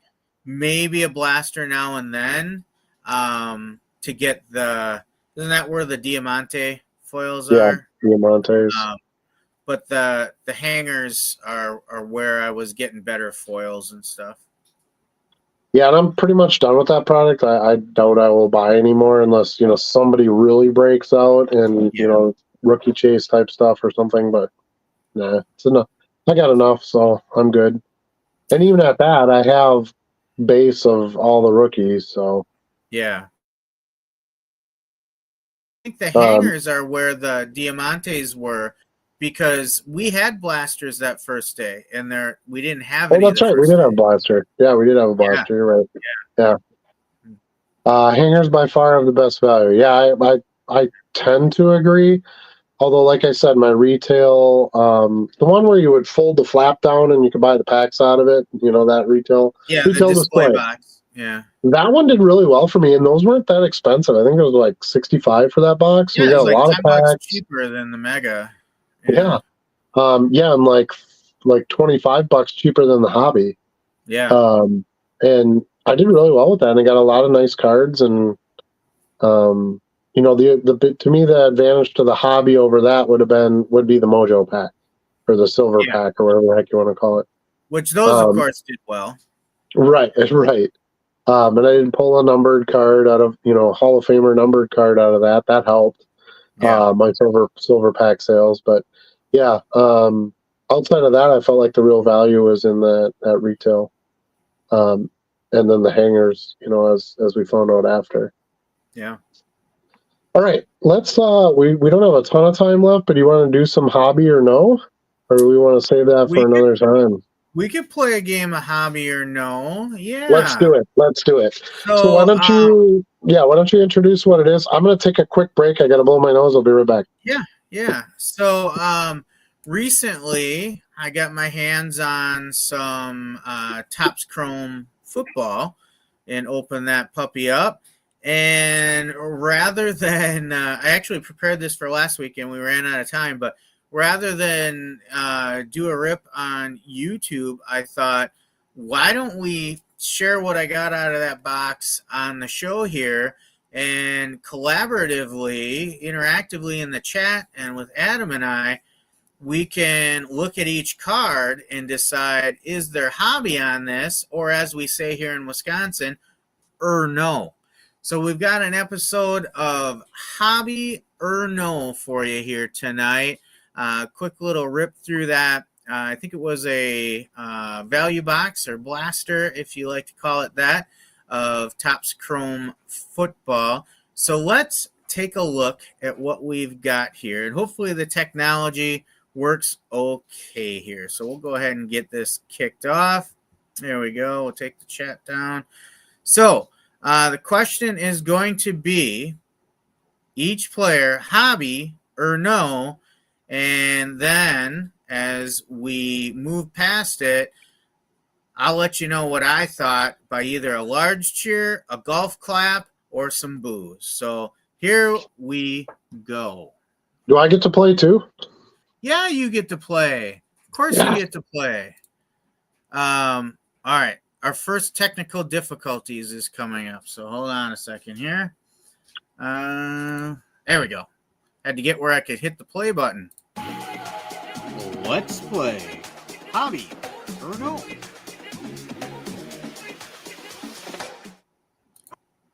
Oh, I was too slow with the pause. Too slow with the pause. Yep. Chris Spielman, Ohio State great. Hobby or no? So you saw what I said. What do you think, Adam? No. Yeah. Some regional sales probably are a little bit better for that Ohio State market, but overall, I would say not really a lot of hobby. And he's not in an Ohio State uniform, so I don't know how much that really weighs into it. And he's an old timer. Yeah. So, Dan says hobby in a Buckeye uniform. I think he's probably right. All right. Let's agree. Move on to the next one.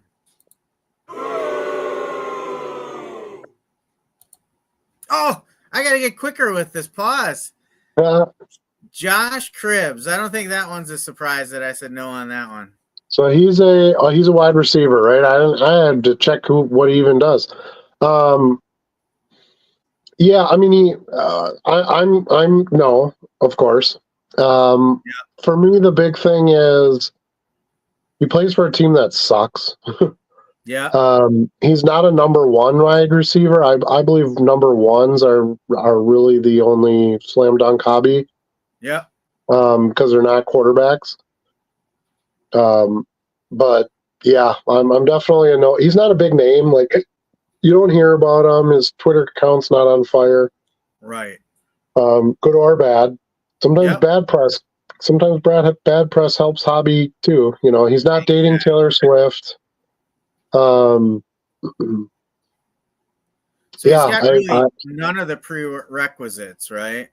Pretty much, unless you're a Browns collector or you happen to really like this guy or whatever. But I'm a no. All right, let's move on. Quicker. Yes, you did it. I got it.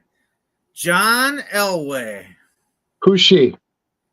Yeah, never heard of him. Never heard of her. This is a absolute no-brainer for me, and that's a big thumbs up. I have a ton of Broncos buyers and Elway buyers, and I will buy it for the right price. Remember, this is all disclosed for the right price. Yeah. I would buy any John Elway and list it. And Chrome cards just do well. The other thing I like about this card is it's non-licensed, but it doesn't really stick out that much because you don't really have the side of the helmet with nothing on it. He's got kind of his hand over like the NFL logo where they would have had to, cut that out. It just says Denver on the top. It doesn't have the team on it really anyway. Yeah. So to me, this looks like a Topps Chrome licensed card in many ways of a Hall of Famer, big name Hall of Famer. In many ways, the big boy never left. That's correct. Another Mike Myers reference. Excellent. So it looks like we got a lot of yeses. Got some in the chat. You say yes. Yeah. And I said yes. He's also still relevant. Like he's involved with the team, and he does front office stuff. You see him down on the field, and sometimes that matters too. Because even a great player, if they kind of go away too much, people just kind of forget about him. Yep. So here's an interesting one. We've got Javon Curse, but we've also got a refractor card of Javon Curse. Okay, so what are our options? Thumbs up, thumbs down, or like maybe? Thumbs up. Yeah, that's a winner in the hobby. Golf clap. Yeah, there's a little bit of pop for this card. Or boo, that's gonna sit. Golf clap. All right.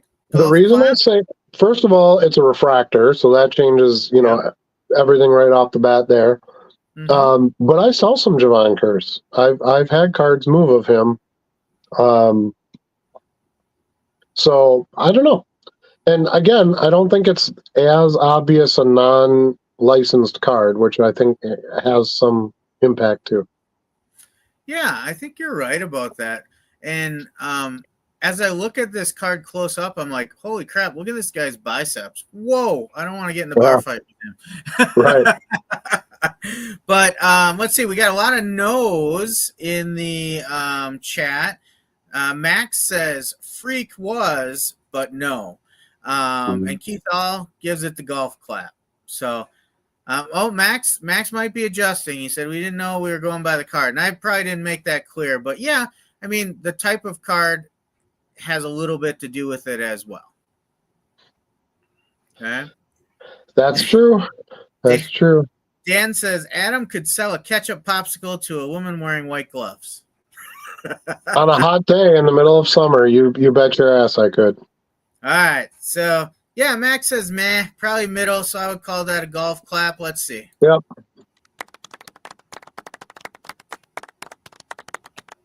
We got the golf clap. Wario gave it the golf clap. All right, Tom Rathman Prism Refractor. Prism Refractor. Yeah. First of all, they don't call it the right name. It should be X-Fractor. Let's get over it and get right back to the original Topps Chrome stuff that made sense. Yeah. I got a couple comments on this one. Number one being San Francisco 49ers. I have a lot of 49ers collectors, and they'll buy all kinds of different players. He also played in the time when the 49ers were amazing, very dominant. Yeah. Mm-hmm. And that matters. He was part of those teams. And he, the Prism Refractor is not that common, so if you're going to give some bonus points for being a refractor, you definitely got to give some bonus points for being a Prism Refractor. Yeah. But and again, great looking card. Look at this card. It's got San Francisco. It doesn't look like it's unlicensed. It's a great picture. It's 49ers right away. It's 49ers. Yeah. So for me, golf clap. Okay. Looks like in the chat, we've got some yeses, some nos. Dan says Prism Refractor is one per box. So yes. Average Dave's Card says yes. 49ers Glory Year stuff sells. Yep. Max says no. He's talking about Prisms, not X-Fractors. Yeah. And he calls out Niners helps huge. I would agree. Top 3 collected team. Yep. So fun story about this one. I sold this card already. Tom Rathman is from Nebraska. I sold this card to a gentleman with the last name Rathman in Nebraska. So Tom Rathman doesn't live there anymore, but I'm guessing I sold it to like a child of a cousin or something like that. Uncle Bob or something. Yeah. Right. Cousin Bob. All right, what do we got here? Golf clap. We're right on par so far on these. Yeah. Oh, Bill Bates. I thought I had Bill Bates before. Nope, not yet. Yep, that was a different cowboy that we started with. I don't remember. Ooh. Bill Bates of the Dallas Cowboys. This one's kind of tough. I mean, Cowboys are one of my top selling teams as well. Okay. Again, played in a year where the Cowboys are very, very good. Is he in the Hall of Fame? I don't think so, right? I don't believe so, no. I don't believe so either. Neither was Tom Rathman, who we just called about. True. But he also had the Prism Refractor thing added on top. Mm-hmm. I'm gonna say no on this one. Okay. I would definitely still list it. I mean, any Chrome card I would list anyway, because I'll probably get a Cowboys buyer who comes through and buys a bunch of random Cowboys would grab this. Okay. But I think you'd just have to kind of get lucky with it that way, or it could sit. So yeah, I think that makes sense. So I'm going to say a no on this one. Would I list it? Of course, I would list every card out of the pack, but or out of the box. But this wouldn't be high on the listing priority. Sure. Okay. Let's see. We got a no. We got a yes. We got another no. We got. I think it's a golf clap due to Cowboys, but it would be a $1.75 listing, says Keith All. Yeah. Let's see. What did we go with here? Ooh. I don't think there's much hobby there. Like you said, you'd be lucky to move it. It probably will move, but it's how long is it going to sit before it moves is kind of what I think about. Yeah, my buyer on that card would be strictly because it's a Cowboy. Yeah. You know, unless Uncle Bob out there wants that one too, but yeah, I think that's mostly a sit. Yep. And then we got Mike Quick of the Philadelphia Eagles. Mm-hmm. Eagles, Uggles. What do you think about Mike Quick? Got some no's in the chat. Definitely a no from me. Eagles aren't a big seller for me. Okay. When I think about the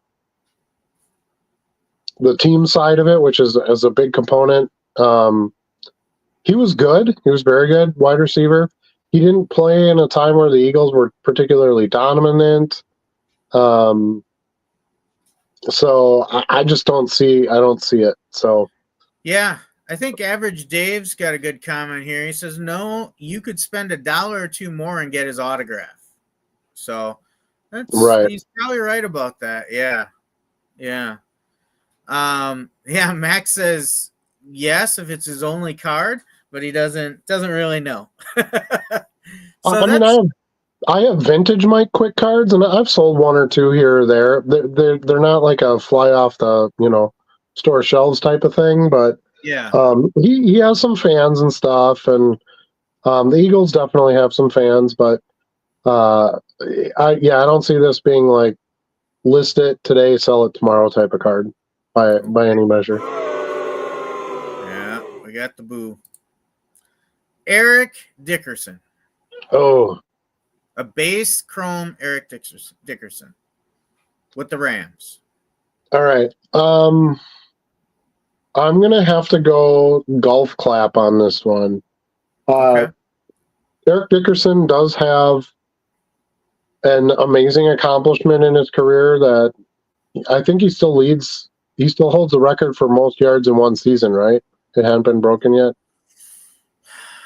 I believe he does. It's been close. It's been close because I think even I think Saquon had a shot to break it this year for a period of time. But then he chose not to play and let somebody else get some snaps, right?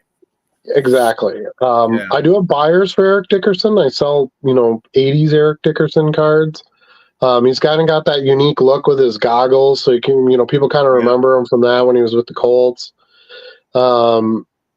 Again, decent looking card. They didn't have to wash a lot out because he's, kind of looking straight on. It's Los Angeles, so the non-licensed part isn't that big a deal. I don't have a big Rams collector base, but I'm going to say golf. I'm going to say golf clap. This is definitely a card that I could sell. We got quite a few yeses on this one. A couple no's. Golf clap. Keyshawn Johnson, New York Jets. Give me the damn ball. If my buddy Jason watches this, he's going to lambaste me because it's one of his PCs. But I've tried with Keyshawn cards over the years, and unless I have something really nice, a rare insert, a parallel, a serial number card, something to that effect. There just isn't much play for him. He's not really relevant. He isn't doing anything where he would kind of stick out. I don't particularly like the design of the card. You got the side shot, so you have no logo on the helmet, and it doesn't really excite me. It's just kind of like jogging down the field at the ball. So yeah, I'm going to say a thumbs down on that one for me. Thumbs down. You're completely out on Keyshawn, huh? At least this particular base card of him? Yep. Okay. Well, you're not alone on that. We got some others that say that as well. We do have a golf clap, and I gave it a golf clap. Mm. I think there's some diehard Keyshawn fans out there that if you can find them, they'll buy, a lot of Keyshawn from you. But certainly not going to sell one every day or every week, I don't think it's a card that's going to excite anybody. That's fair.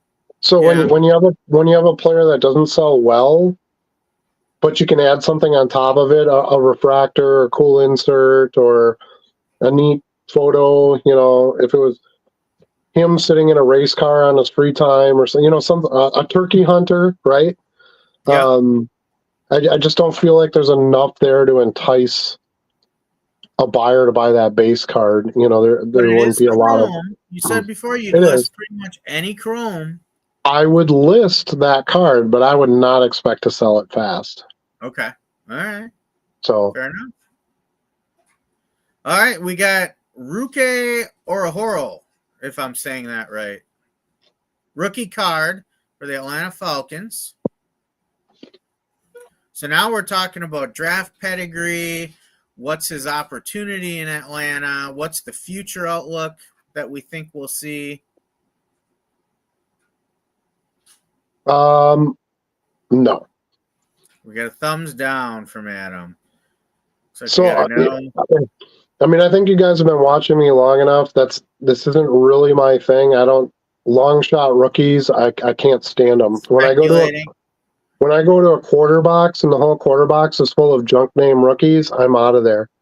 Yeah. I'll stay in the quarter box if it's a bunch of Eric Dickerson cards. Yeah.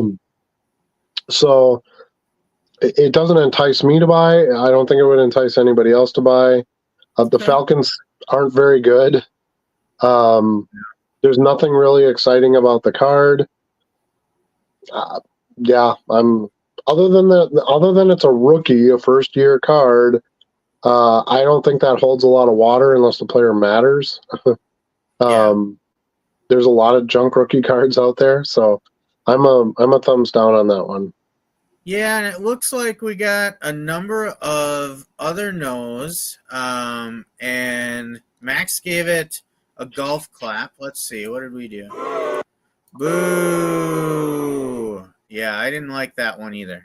Mm-hmm. All right, another rookie, another base, Laiatu Latu.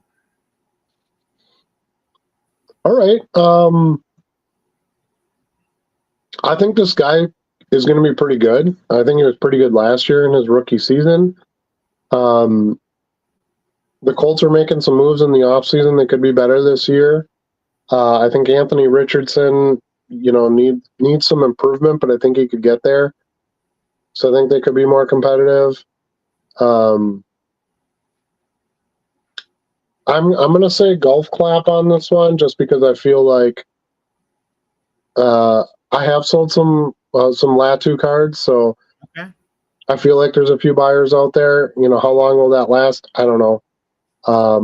But that's where I'm at. I'm at golf on that. I would feel more confident in selling this than the, Gahuro or whatever that last dude was. I feel like there's some more market here. Yeah. Looks like we've got some other folks that agree with you on the golf clap. Average Dave says he's actually sold some of his Prism drafts, so he's a little bit higher on them. Yep. Let's see what we thought here. Yeah, I didn't know about that one. Yeah. So I hear some hype about him, but I really didn't see much in sales. I haven't had sales. So I think jury's still out for me on that one. I sold a couple of his wild card cards, serial numbered ones. And he had a good season. Like I've heard talk about him through the season. That there's a lot of potential there. So we'll see. Yeah. Not convinced. I mean, this year could just not matter after that. But for now, sure. The other thing that concerns me is he's a defensive player. Correct. Which automatically puts a ceiling on him. Right. Yeah. Now he is a linebacker, so if he can figure out how to get some sacks and stuff, he could have some hobby potential. But you're absolutely right. Linebackers traditionally, other than like Lawrence Taylor or something, you're probably not going to get much. Okay. So we got one of the hometown boys, Marshawn Lloyd, rookie card, base chrome. Oh, we got the thumbs down from Adam. Look at that. Yeah, I hate the look of the card. It looks like a generic uniform. Yeah.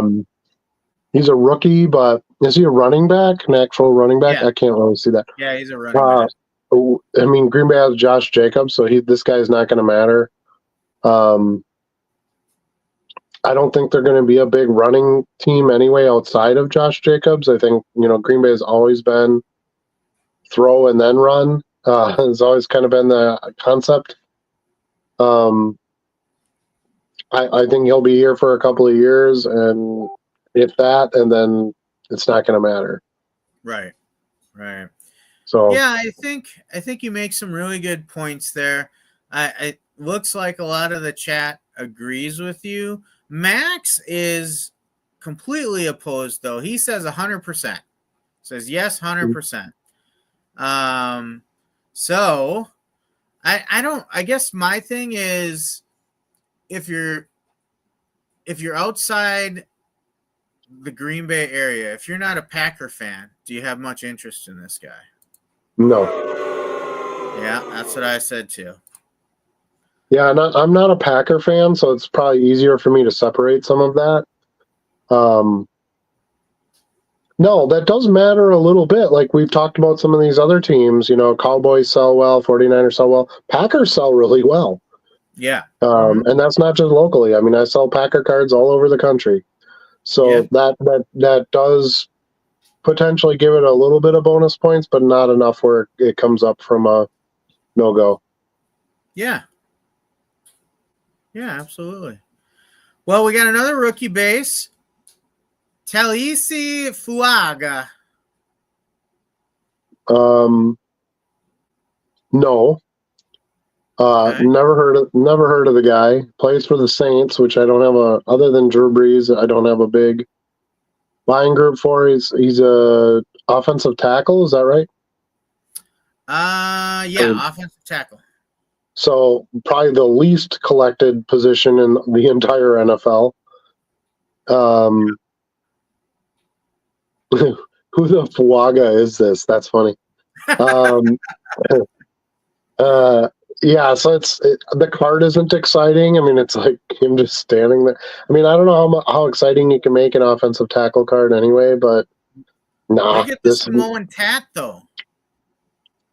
Okay, that the tattoo's nice. That's fine. I don't think it's a selling point to the card, though. Okay. All right. Well, we got a lot of no's on this one. Yeah, I don't see anybody who feels great about this one. Neither did I. Yeah. Another offensive lineman, another rookie base card, Graham Barton, Tampa Bay Buccaneers. I'm just going to say all my comments apply to this one as well. Okay. All right. I mean, he looks like he's getting ready for a hot dog eating contest, and yeah, but he'd win it. Or after he just had the hot dog eating contest, and now he's trying to get it to come out the other end. Hey, you leave my offensive lineman alone. But no, I don't think, I mean, Tampa Bay is good, but I don't think they're hugely competitive. I don't have a bunch of big Tampa Bay buyers. Like all the things I would give it bonus points really aren't there. So I'm a thumbs down. Okay. Looks like Keith All is a fan, but he admits he's biased on this one. He must be a Buccaneers fan. Yeah. I think linemen, again, just tough sells. Uh-oh. What do we got here? We got some buffering. Especially off. Cool. There it is. Tim Brown, Hall of Famer in the Raiders uni. This one might surprise you, but I'm a big thumbs up because Tim Brown sells really strong for me. Hall of Fame, again, played for a team when they were really good. Great personality. I've seen interviews with him. He's a fun guy. Madden was a huge fan of his and would talk about Tim Brown all the time back in the day. Yeah. So yeah, I'm decent looking card. It doesn't look too, and at least looks like he's in an action during a game. Right. He's got those intense eyes. I think that's always fun in a football player card. You can see the eyes through the helmet. Good position of the card where you don't notice it's unlicensed. I think Oakland looks really cool. How it's written on top in the neon blue like that. Right. So yeah, I could sell this card easily. Yeah. Looks like the chat agrees with you too. We got mostly yeses. Max gives it a golf clap just because it's a base card. And he says this is kind of the same as the Dickerson card for me. Mm-hmm. So I think that's probably fair. I gave it a thumbs up. Tim Brown's got a big following, in my opinion. So no, I mean you ain't getting $10 for that card. Like Right. Perspective matters with this. That'd be a $1.99 card, just like any other of my cheapest cards I would list. So it's it's not going to be a big price, but I would sell it. It would sell, and it would sell in not that long a time. Right, for sure. So all right. Then we got Lawrence Taylor, Hall of Famer in the Giants blue, all chrome team laser refractor. Yeah. Yeah, that didn't take you too long on that one. No, I sell Lawrence Taylor stuff all the time, so that's absolutely a thumbs up. Great looking card. I love the action shot. I love the fact, again, that it doesn't look too much non-licensee. The all chrome team, I think, is a sweet idea for the insert. The laser just adds a lot to it on top of it. Yeah, fantastic. Yeah, it looks like the chat agrees. We've got some consensus there. Keith All gave it 2 thumbs up. Let's see. And Max says this card is better than everything before it combined. Better be thumbs up. I would agree with that as well. Yep. Brandon says Bam Bam Bigelow gives this a thumbs down. He must have wrestled at some point or something. Well, yeah, LT and Bam Bam Bigelow had a meetup in WrestleMania one year. Right on. Keith All has an idea. He says we should do this, and everyone puts their buy it now price estimate to see how close we are. Hey, yeah, that's not a bad idea. Charlie will put that together for next show. There you go, Charlie. Yeah. All right, what did I go with on this one? Well, you guessed it. That's a winner. Yeah, that one's really a no-brainer. Yeah, I think so. Another rookie base, Kimani Vidal of the Los Angeles Chargers. And he's a running back, right? Yep, looks like a running back. Now, this changed. This would, well, let's say I was going to thumbs up this. It would change over the past couple days because the Chargers just picked up a huge running back. They just got, is it a refractor?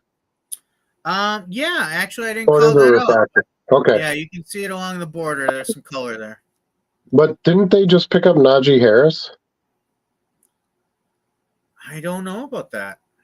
The Chargers just picked up a big running back, I'm pretty sure. Hold on. Yep, just to confirm, this is a refractor. Yeah, chat says they got Najee. So, I mean, they paid a good chunk of money for him. I don't see this kid taking over, Najee. But not a guarantee. So I'm going to golf clap it because it's a refractor and it's a rookie. So that's enough bonus points for me to golf clap it. Okay. I would not be charging $1.99. I'd probably have like $2.99, $3.99 on it just because of that. Chargers have a decent following. I sell Chargers cards. He's a running back, which is a little bit more of a hobby position than some of the others. And who knows? Maybe him and Najee do this, two running back type thing that works for some teams, and he ends up with 1,000-yard season. I don't know.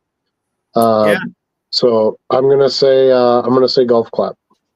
Okay, we got in the chat. We got some thumbs up and we got some golf claps in there. I gave it a thumbs down. Yeah, for me, I was like, I don't see this kid getting really a fair shot. It's not going to be much pop. Yeah, it's a refractor, but it's still kind of a plain card. I don't think there'll be much interest in this card at all. So. He's kind of small too, isn't he? I think I remember somebody saying that he's a pretty tiny dude. So that tiny guy at running back is usually a recipe for disaster. Yeah, true. But maybe they could get him out on the wide, and do some stuff with him. Well, he'll get snaps, sure. Find some other ways to use them. So I don't know. We'll see. Yeah. But refractor rookie, to me, that's enough bonus points where it would be above my $1.99 listing. All that's right. That's what's influencing me. If it's a thumbs down, it's $1.99 because it's a basement card. Yeah.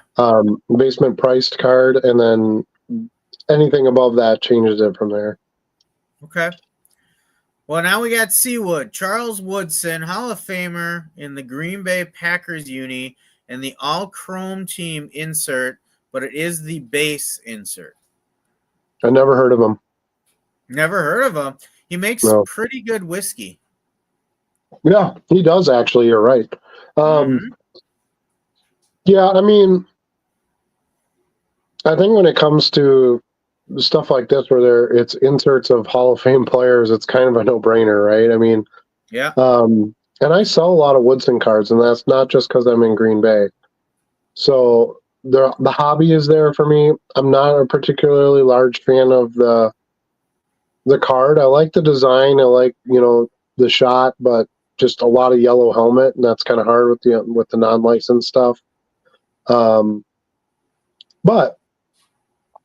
I think of all cornerbacks of cards that I've ever listed, by far Charles Woodson's my best seller from that position. He was a Packer player. He's in the Packer Hall of Fame. He's in the Pro Football Hall of Fame.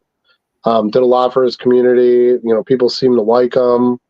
Played at Michigan, which has a big fan base. So yeah, I'm thinking that's a pretty good thumbs up. Not as thumbs uppy as Lawrence Taylor, right?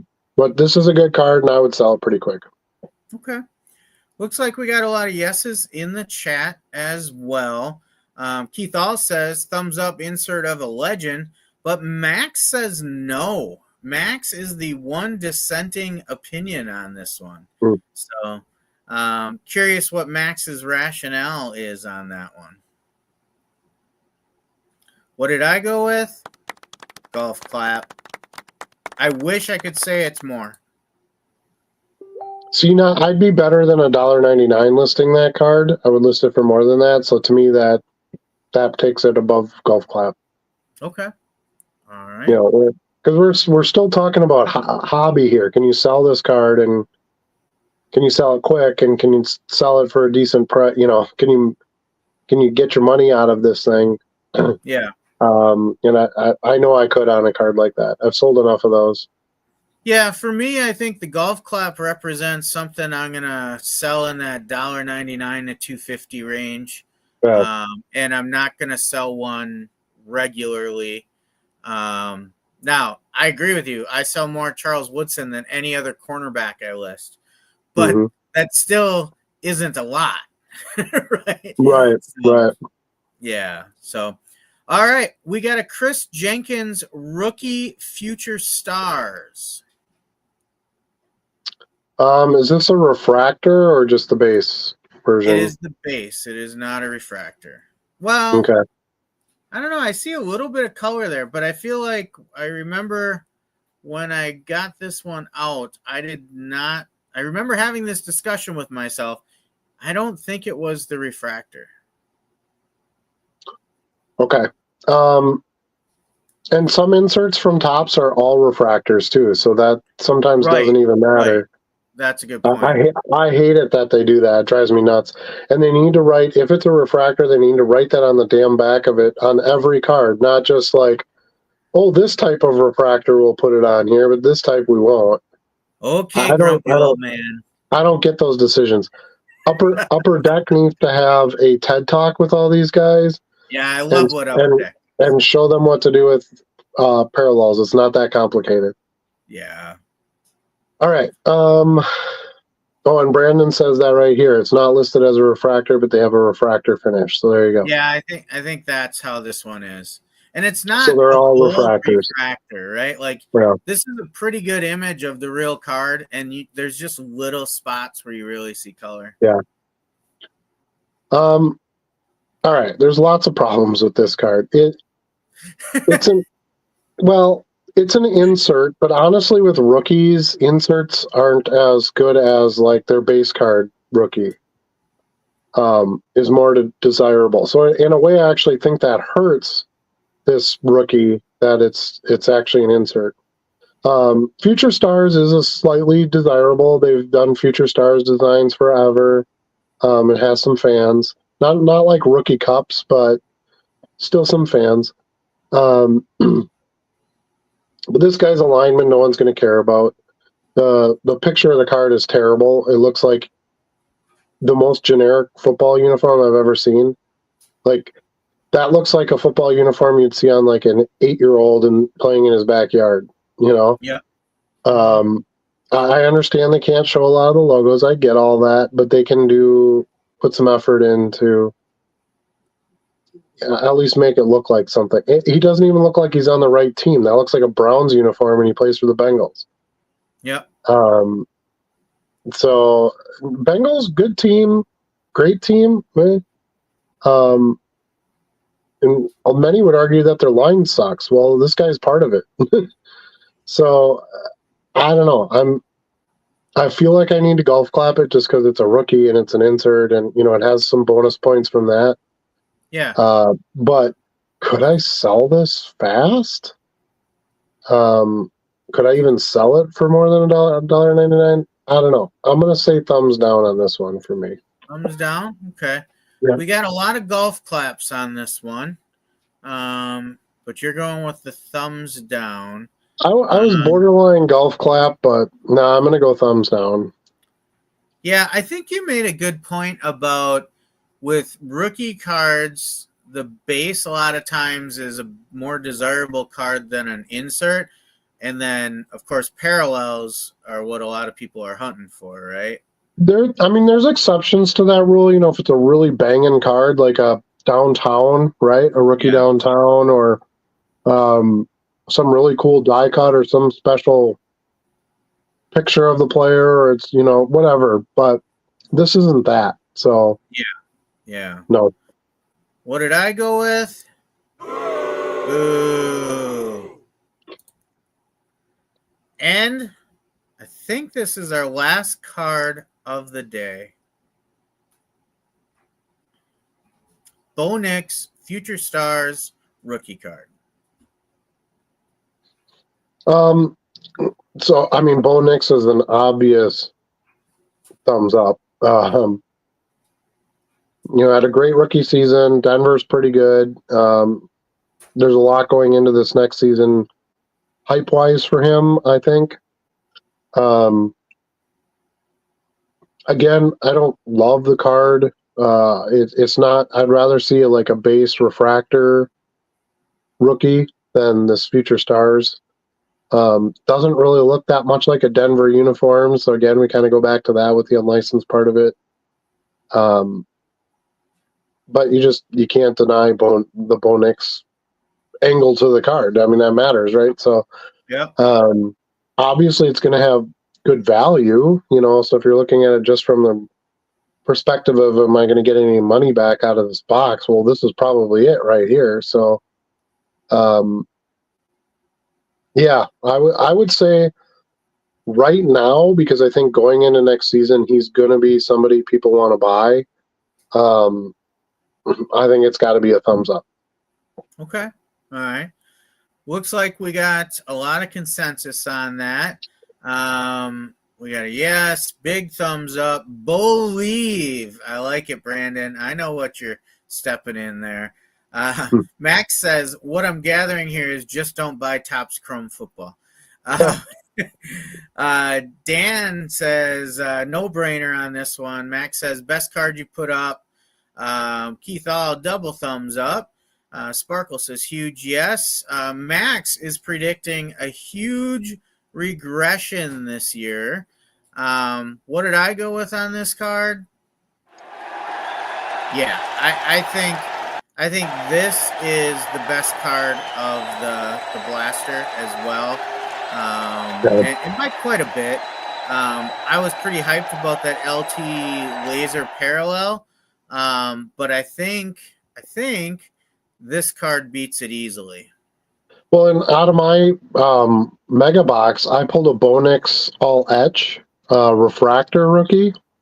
So kind of the same thing, only they're not all refractors. That was truly a parallel to that insert. Yeah. Which, again, I hate that. You have to try to kind of follow that. Do not get bamboozled by it. But it does say refractor on the back, which is nice. But I got $16 for that card. Yeah.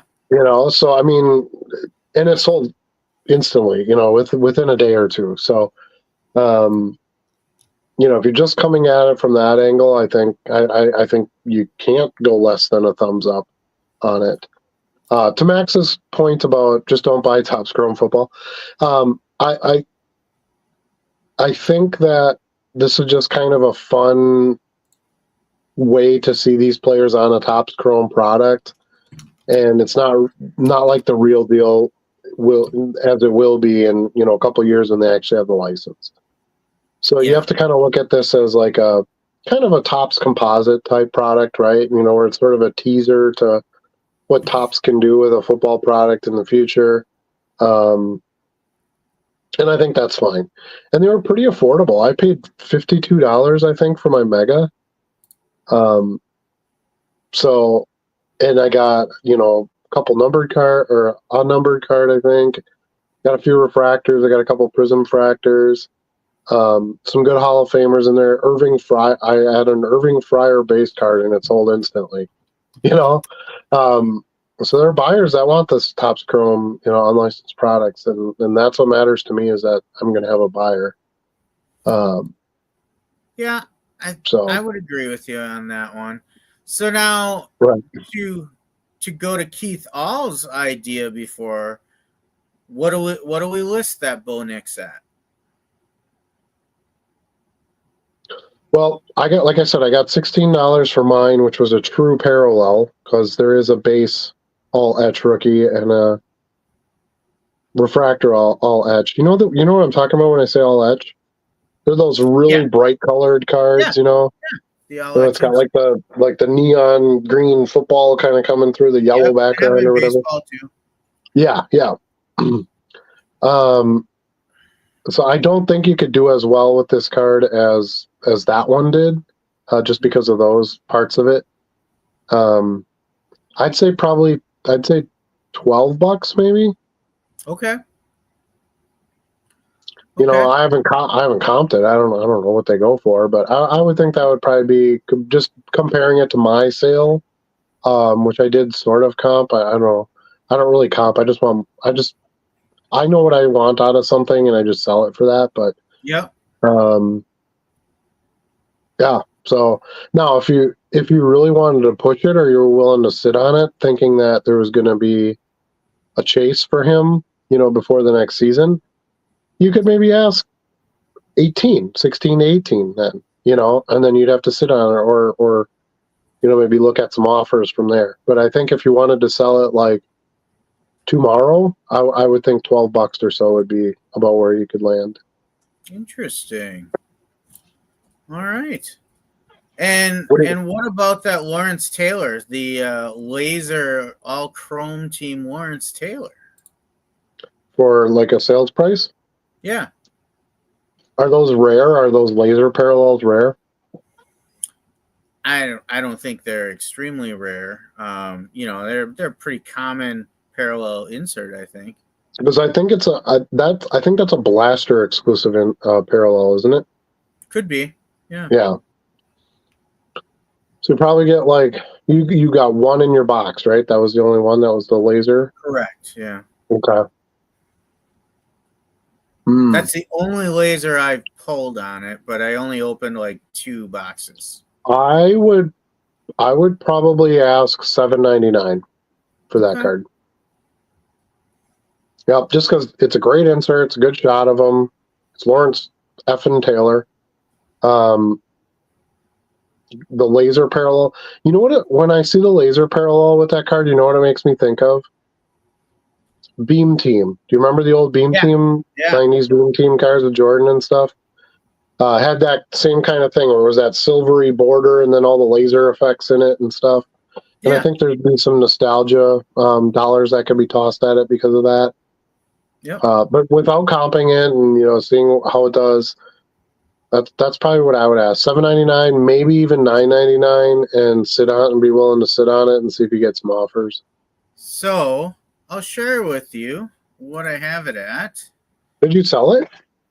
I did not sell it yet, but it is in someone's cart right now, this minute. Oh.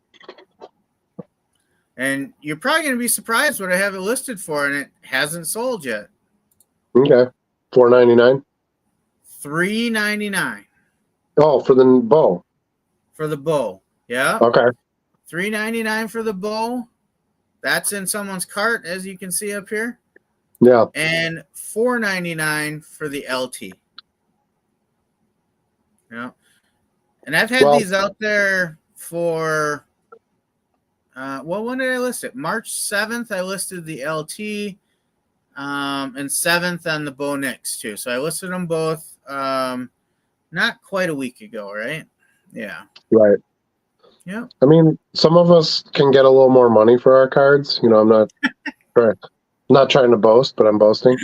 So one of the things I look at now, remember, I always try to price higher than where market's at, because I feel like a lot of those buyers, I have a lot of Lawrence Taylor stuff listed. That might be a card they throw in the cart with some other Lawrence Taylor stuff.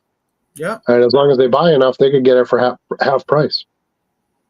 That's true. So if I'm doing $7.99, they can get it for $4 as long as they buy 9 other cards.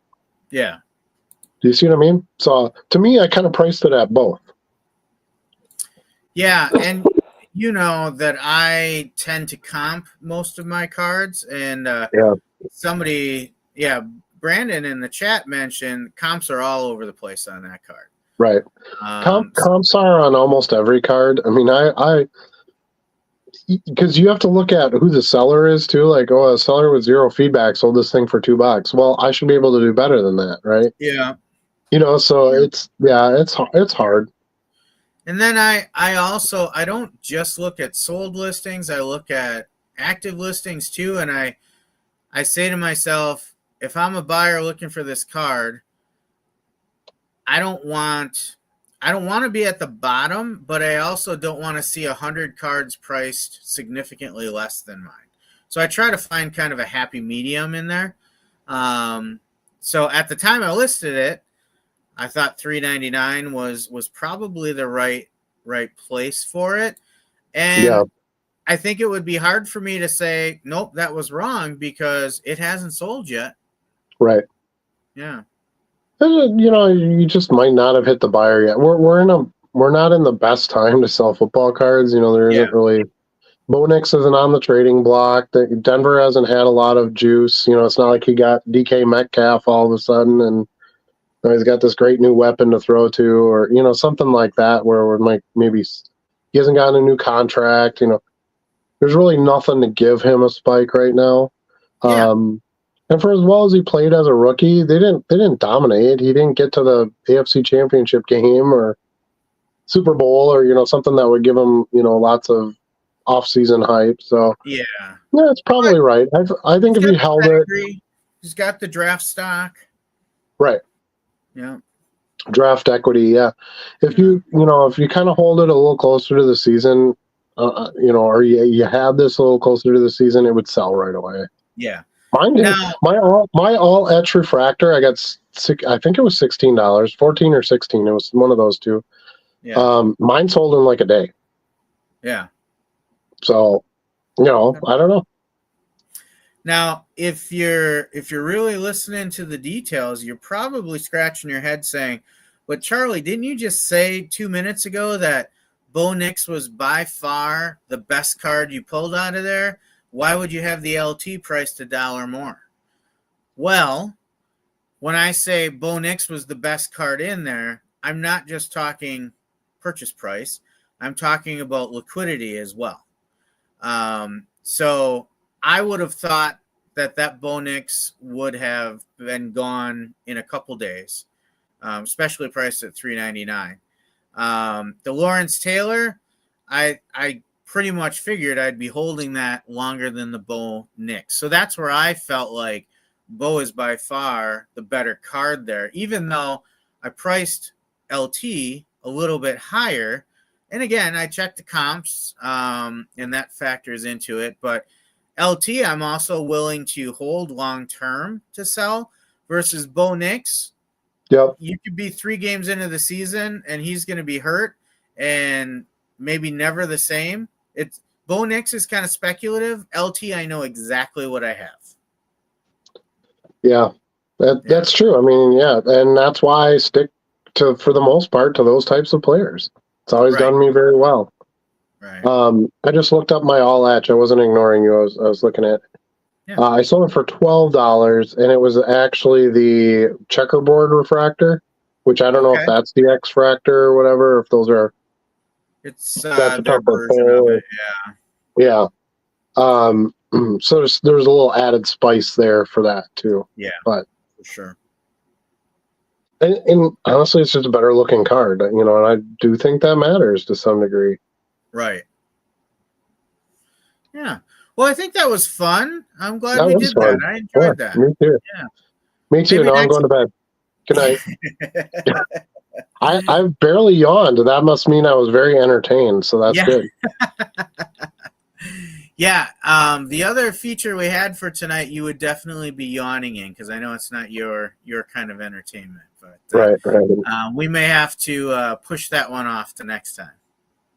Right. And I think that's good. We can't do it all in one show. It just doesn't work that way. Yeah. Maybe we'll come up with something fun like this to throw in, with the live, a shorter version of something like this. Yeah. To throw in the live at the GOAT show. We'll see.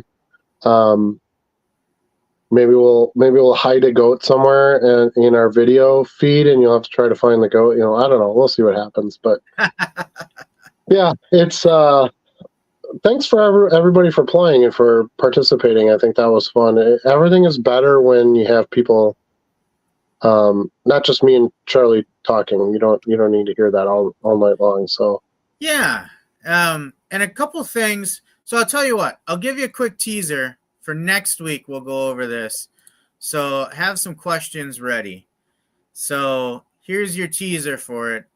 And you want to be my eBay card salesman. So I've got a little segment planned to talk about customer service and being an eBay seller and some of the issues you have. I'll share with you a recent customer complaint that I had and how I dealt with it, and a few key tenets of good customer service. And hopefully, some of you will find some value in that. And we'll share that next time. That sounds good, my friend. Okay. We did have a comment I starred while we were playing our game here as well. Okay. And we can throw that up quick before we wrap it up. Sure. Scott Fiscus is with us again tonight. Is that what we agreed on, Fiscus? Okay. I know he's been with us for a while, and I know you two had a discussion on how to properly pronounce it, but I haven't actually said it myself in quite a while. You know what I think of when I see his name? What? Think back to part of our national trip. Scott Farkas. Scott Farkas, yeah. Yeah. And his crummy little toady. Yeah. Anyway, go ahead. You take it. You read it. Yeah. So Scott asked, how do I balance working full time and an eBay business? Scott says he honestly does struggle with it. His son helps him a bit, but he's so tired at night. He mostly ships and just lists. I think he meant lists there, or listen to 20 to 25 cards. What did I miss there, Scott? Just listen to 20, 25 cards. Just list 20 to 25 cards. Okay, that's what I thought. Yeah. So first of all, I'm not going to tell you I have it perfectly balanced. I definitely do not have a perfect balance, and Adam can attest to that. We should bring Jenny on here and tell us what she thinks. Yeah. I think for the most part, the key to my ability to work through it is setting boundaries, setting some limits, keeping goals in mind and not necessarily going random and rogue. I have a family that's supportive of it. I talked earlier about I have a son that's taking an interest in it now and starting to do some things with me. My wife will also lend a hand at times. She likes to pull cards for me while I pack them in the envelopes and send them out. Now, she does that so that I go upstairs sooner and spend time with the family. But the key is she has an eBay store too. She does have an eBay store too, but she doesn't spend the amount of time I spend on it typically. But sure. But my family also understands that this is kind of a passion for me as a hobby too. Like, I had cards before I started selling cards, right? Right. So while I spend a lot of time down here in the card room, I always go upstairs to have dinner.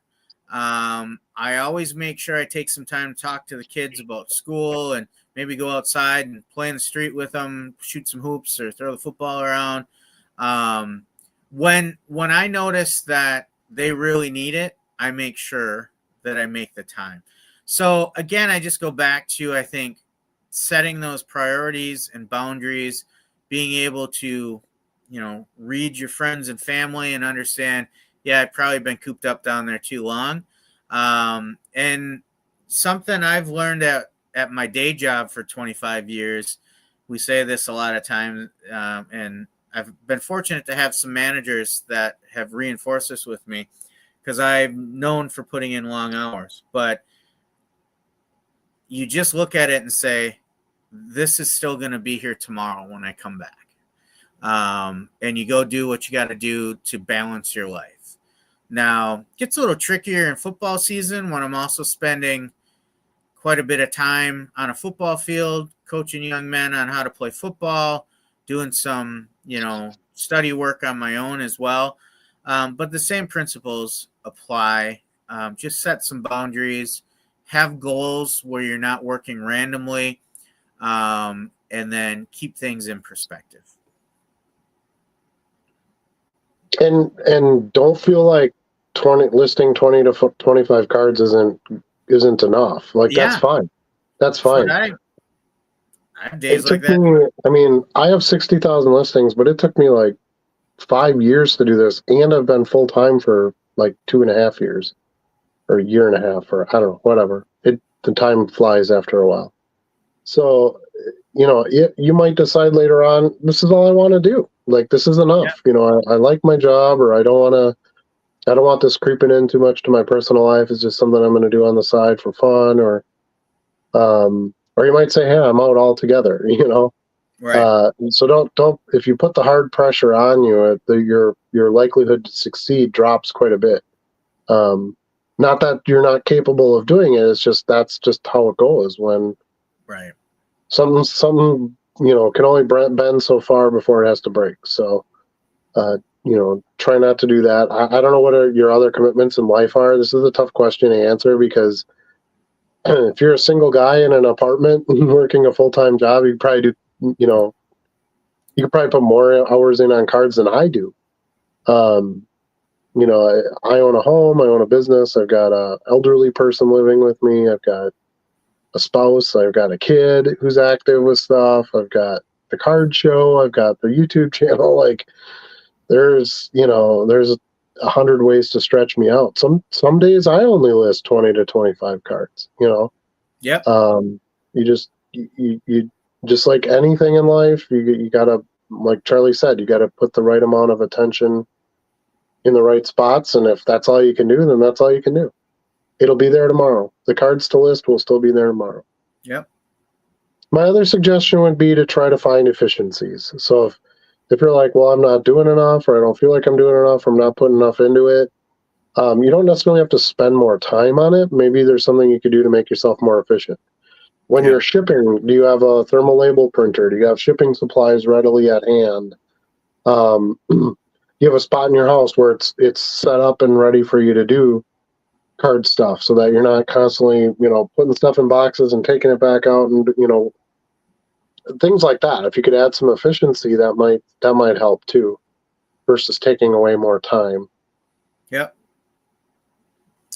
So, good question, though. I think a lot of people struggle with that. I mean, I struggle with it. It's a common conversation in my house. My wife will tell me, we've got this to do on Thursday night and we've got that to do on Saturday night. And I'll say, so basically I need to plan on not working on cards for a couple days and not getting as much listing. And then she'll tell me either, yeah, this is really important, you need to do this, or she'll say, no, we'll keep this to an hour or that to an hour, and then you can still get back to your cards. So look, I'm not gonna lie. I'm sure that I have a very collaborative environment here that some people don't have, right? Like, sure. I personally have friends that I know their wives and family would not go for what I do with my family and the time commitments that I have in this. But that's where you got to know what's right for you. And I agree with Charlie. My family is just as amazing. My wife helps a ton with the card show, as Charlie's does as well. She doesn't really get too involved in the business. I don't want to bring it on to her, so I don't have her do shipping or any of that. But I do this full time, so there's no reason I should have to do that. But there are times where she's like, hey, we might have something to do Wednesday night. Would you be available, or do you need to work Wednesday night? Well, that's a bad example because I work every Wednesday night, but because of this show. But, like other nights, well, hey, it's Monday and Luna's got to go to dance. Do you want me to take her, or, so you can work, or do you want to take her? You just have to, cooperate, right? You have to, if you've got a full-time job that you're going to keep, well, what kind of hours can you work around that? Are you working 60 hours at your full-time job? Well, maybe this isn't something you really want to add in, or look for a different job where it's shorter hours, and then you could commit more time to that. There's only so much available, and you got to decide where you want to split that up, and I would also say maximize your mobile time. You'd be amazed how much you can do waiting or sitting there waiting for a haircut, or sitting at the DMV, or on your 15-minute breaks at lunch, or I don't know what other people get. I've had one job for 25 years, so I don't really know what the market's like. Or your lunch break. I do a lot of my work that way, and did it that way for most of the first year, really. So, and I did that too. When I was going to work, that's what I did. I brought a little box of cards with me, pretty much every day. And when I had downtime between appointments and stuff and lunch hours or whatever, that's what I did. I would photograph cards and list them. So that's just, there's nothing wrong with building something slowly. My biggest piece of advice. Yes. My biggest piece of advice since I started doing this and trying to, maybe help others with it, was you don't put 20,000 listings on in one day. Because there's so much that comes with that. The maintenance, how are the quality of the listings? What kind of time did it take you to do it? And now you're going to increase your sales likely. Well, okay, that's a great thing. Yeah, but you got to ship them and you got to pack them and you got to. There's a lot that comes with it. There's nothing wrong with listing 20 to 25 cards, every couple of days and just letting the thing. It doesn't sound like you need this to pay your bills. So if you're paying your bills with your day job stuff, don't put pressure on yourself with this one. Let it build over time and see if it's something you want to continue doing. So, all right. I think that's enough for today. We are way late, dude. It's almost 11. What do you mean? We're just getting started. You are. I'm going to bed. Yeah. So that's it for tonight. I know we have some more chat in there, so I apologize if we didn't get to any more, but we do got to wrap this up. Charlie, I'll bring the scanner over to your house tomorrow. Do you have a preferred time? No, I'm pretty open all day. Yeah. All right, so I'll pack that up. I was gone for a while today, and I didn't know when you were going to want it and stuff. So I'll run it over there tomorrow. I think that's about it. We'll talk. We'll meet again on Sunday. So don't forget Sunday. Don't know exactly what time yet. Probably sometime around 10 a.m. Central Standard Time is my 11, target. We'll get that's my target situated. time. Maybe we'll get out to a couple tables and find a couple things that we'll share with you. But yeah, I think it'll be a nice experience. So that's the goal with that one. So hopefully you can join us then. If not, of course, all these lives are recorded and you can watch them after. No big deal. Next Wednesday, we will do our regular show again. So we're not going to skip a show or anything. So we've got a Wednesday, Sunday, Wednesday going on. If you haven't watched us live before, we are live every Wednesday, 8 o'clock Central Standard Time. Try to join on if you're watching this recorded. We'd love to have you included in the chat. It's a lot of fun. You can see we played some games. We do some trivia. We try to add something in here and there to make it as interactive as possible. That's all I got for me tonight. Charlie, you got anything you want to add?